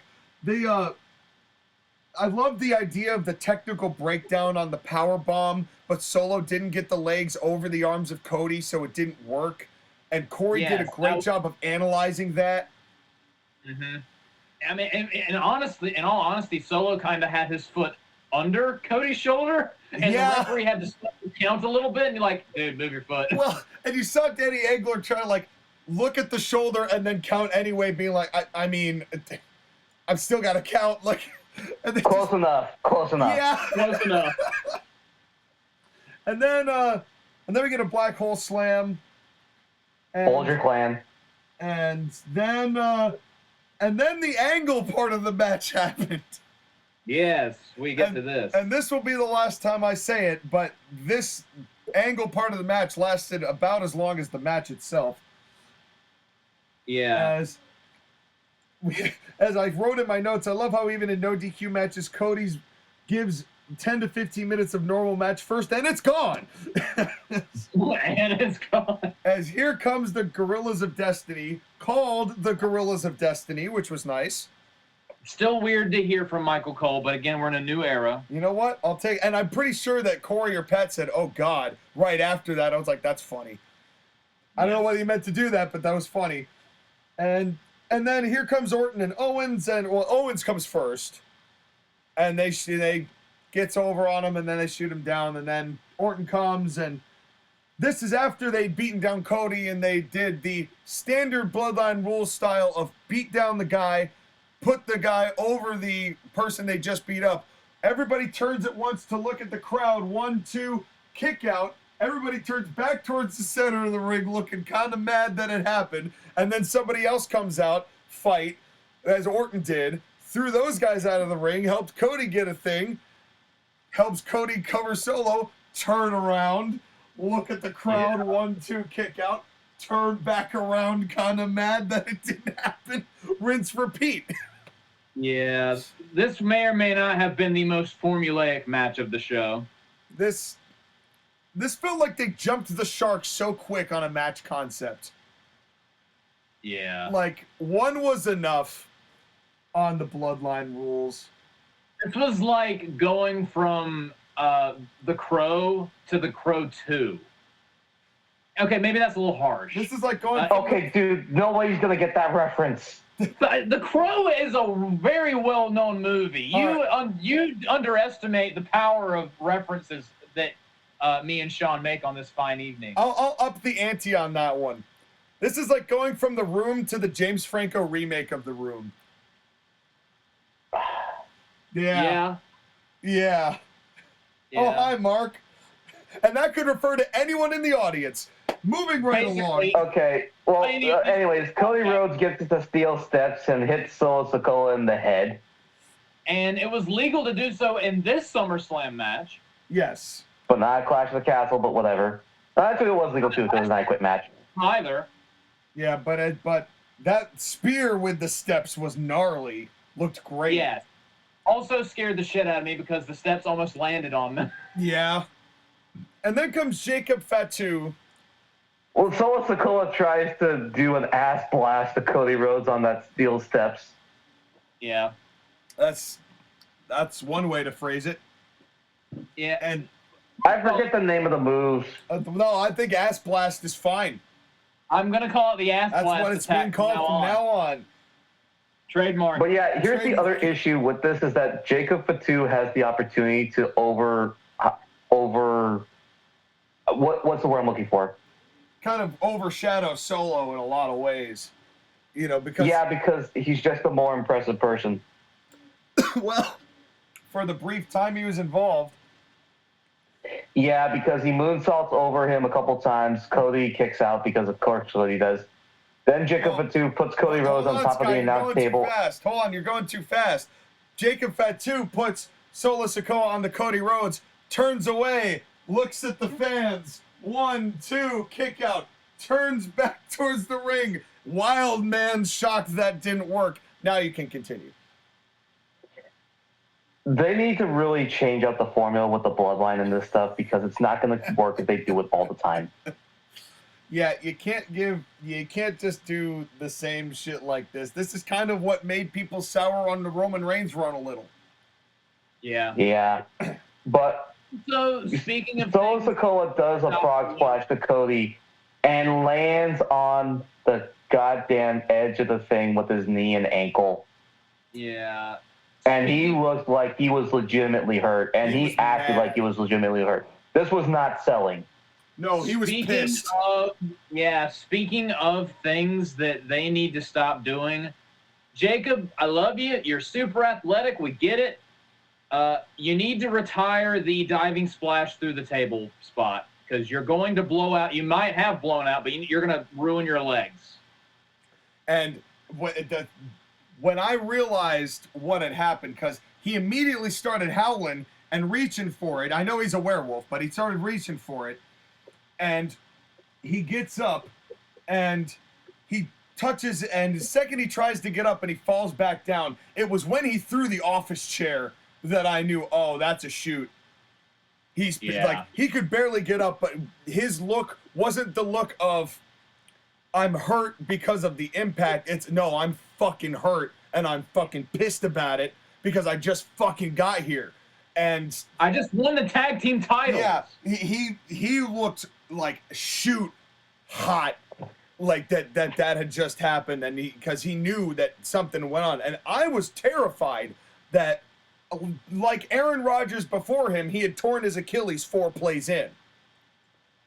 I mean, we'll see what happens. We don't know he what was it is. spotted in a walking boot, so hopefully it's not that severe, but we don't know at this time. Yeah, we don't know what it is, but man, would that suck. Yeah. Man, But anyways, they do a couple more things. Neither guy can win. And then the pop. Dude. We knew this was coming, and it was still deafening. Yes, it was just like, wow. Have you ever gotten your eardrum blown out of your head? Not like that. As out comes Roman Reigns with a OTC shirt, the original tribal chief, something that I remember the NWL attempted to trademark. Well, also, he came out to the version of his theme that was at WrestleMania 40 with a live choir. And honestly, I like that more than his original tribal chief music. So that made me happy. Yeah, it was terrific. And he comes in, and immediately I had Bobby Heenan in my head. Yeah, but whose side is he on? And they kind of did that, you know? Yeah, they kind of did. And Roman comes in and immediately spears Solo, and the loudest ooh-ah I have ever heard for him. Dude. This is the level of over that Vince desperately tried to make this dude pre-pandemic. Dude, Vince McMahon wishes he would have been able to get Roman this over. Yeah. This is silly. This is silly over. To some extent, I don't know if John Cena's gotten a babyface pop quite like this. Yeah. It was ridiculous. It was ridiculous. And then I love the idea that Cody and Roman never break eye contact, or at least Cody doesn't. And Roman Reigns does like this small nod like, listen, motherfucker, I'm not going to say this, but I acknowledge you. And leaves. Mm-hmm. That was so good. And it was also a look of, I didn't do this for you, I did this for me. Which Cody understood. Again, the whole thing of we have business and we're going to finish our business later on. But first I need to take care of this guy. Which Cody registered. I think he understood that. You know, because he gets his final crossroads 1, 2, 3, never breaks eye contact, you know, just in case. But yeah. Cody also knows that I don't think that had anything to do with me. So I can't wait to see what they do with this. This was a beautiful payoff to this return. I just wish that the matchup prior to was not as... I wish I hadn't already seen most of it at WrestleMania. Yeah. That's my thing. If I hadn't already seen most of that, like the Roman Reigns pop was the end goal of it, so it's fine, right? The mission accomplished. You still got your mission accomplished. But I felt like, save for that, this was the weakest thing on the show. Nia Jackson Bailey was weaker because they didn't have a compelling story, and at least Cody and Solo had good work in the first half of the match. I will say, I'll say this might be the second weakest thing on the show because I feel like Bailey and Nia was not as good as this. Well, and honestly, no, like the work in the first half I thought was fine, but it went on for way too long. That was one of my things about this. Like they could have accomplished just as much in shorter time, but because it's the main SummerSlam, they felt they had to stretch this sucker out. Well, and the crowd really was gassed too for a good first half of this, you know, let alone the fact that it's Cody and Solo, right? It's like, let alone who it is, but it's also hard, you know, in that respect. But it was still, the tension between Roman and Cody at the end was just perfect. and it was exactly the right way to end the show. And then the post-show caucus started, and I was out of there. And I also turned the show off at that point. And so Same thing. And so here we are at the end of the show, which means it's ratings time. Let's start with Skyler. I thought top to bottom, this was one of the best shows WWE's done all year, except for WrestleMania. And I struggle with myself whether or not to give this a 10. However, thinking back to it, the familiarness of the main event, coupled with that oversight of the referee seeing Finn Balor put Gunther's leg on the rope, does bring this score down, unfortunately. I would love to have given this a 10, but I just cannot with those structural issues coming up. But it's still one of their best shows of the year, and this gets a 9 out of 10 for me. JoshAgeddon. While I don't have the same exact issues that Skyler had, I agree on the rating. I'm also giving this a 9 out of 10. I wanted to go 10, I really did. But I felt that the Nia Jax-Bayley match was kind of just even though it got better as towards the end. Same thing with the Jelly Roll segment. And I didn't even watch that, so who is Jelly Roll? That's Nia Jax's move. That's Nia Jax's senton, the Jelly Roll. So all the Jelly Roll stuff, the Nia Bayley match and the main event kind of being a little until Roman came out. That kind of dropped it a teeny bit for me. But all in all, this is the best thing they've done since WrestleMania. And this was a fantastic show from top to bottom. I loved it. I loved just about everything on the show. I am joining Skyler and going 9 out of 10. Well, and I will also add my 9 out of 10 to this pool of consensus here, because I kind of in the same vein. I think I was just a little let down with Cody and Solo, even though it still got the end result, just because of how formulaic it felt. But anytime you go into a show like this and you're pretty much engaged throughout 4 full hours and you are not bored for the most part, and you're caught in it and riveted, and I laughed a lot on this show. This was a fun show, and I like that they're making fun shows happen and with good results. And to be incredibly selfish and conceited about it, every single one of the 7 of the YouTube shorts that I made, the YouTube predictions, which you can find on the Kurt Marshall Podcast YouTube channel, all of them were correct. Like, I pretty much nailed it from the gamut. And this is a point I want to make, because even Dave Meltzer said, yeah, it was kind of an angle show, but it was a fun angle show. And, was this going to be the place where you got the most technical matches? No, but I think that we got quite a lot of good technical matches on this show. Mm-hmm. And each one, it felt different and had a different purpose and accomplished a different end that made it. And honestly, the concoction that was Drew and Punk and Seth is like a once-in-a-lifetime kind of match. It was so good. It was so incredible. And right now, I'm not ashamed to say that is my front runner for match of the year. That might be, as much as I loved WrestleMania's Bloodline Rules main event and what that meant and the significance behind it, that was pro wrestling, man. But the fun part is that there's competition for match of the year, feud of the year, show of the year, male wrestler of the year, female wrestler. Not Rhea Ripley's winning that one. But anyways, the point is that for the rest of the awards, for the rest of the awards, there's competition because they keep outdoing themselves, and if they can keep outdoing themselves, that's great. Yeah. Now can I go eat dinner? I'm tired. It's 3 hours. God damn it. You will, sir. You will, sir. I have one final word to say. Bleigen Spedibbel no hip. No, I'm kidding. But that's only a SpongeBob reference at the very end. That's right.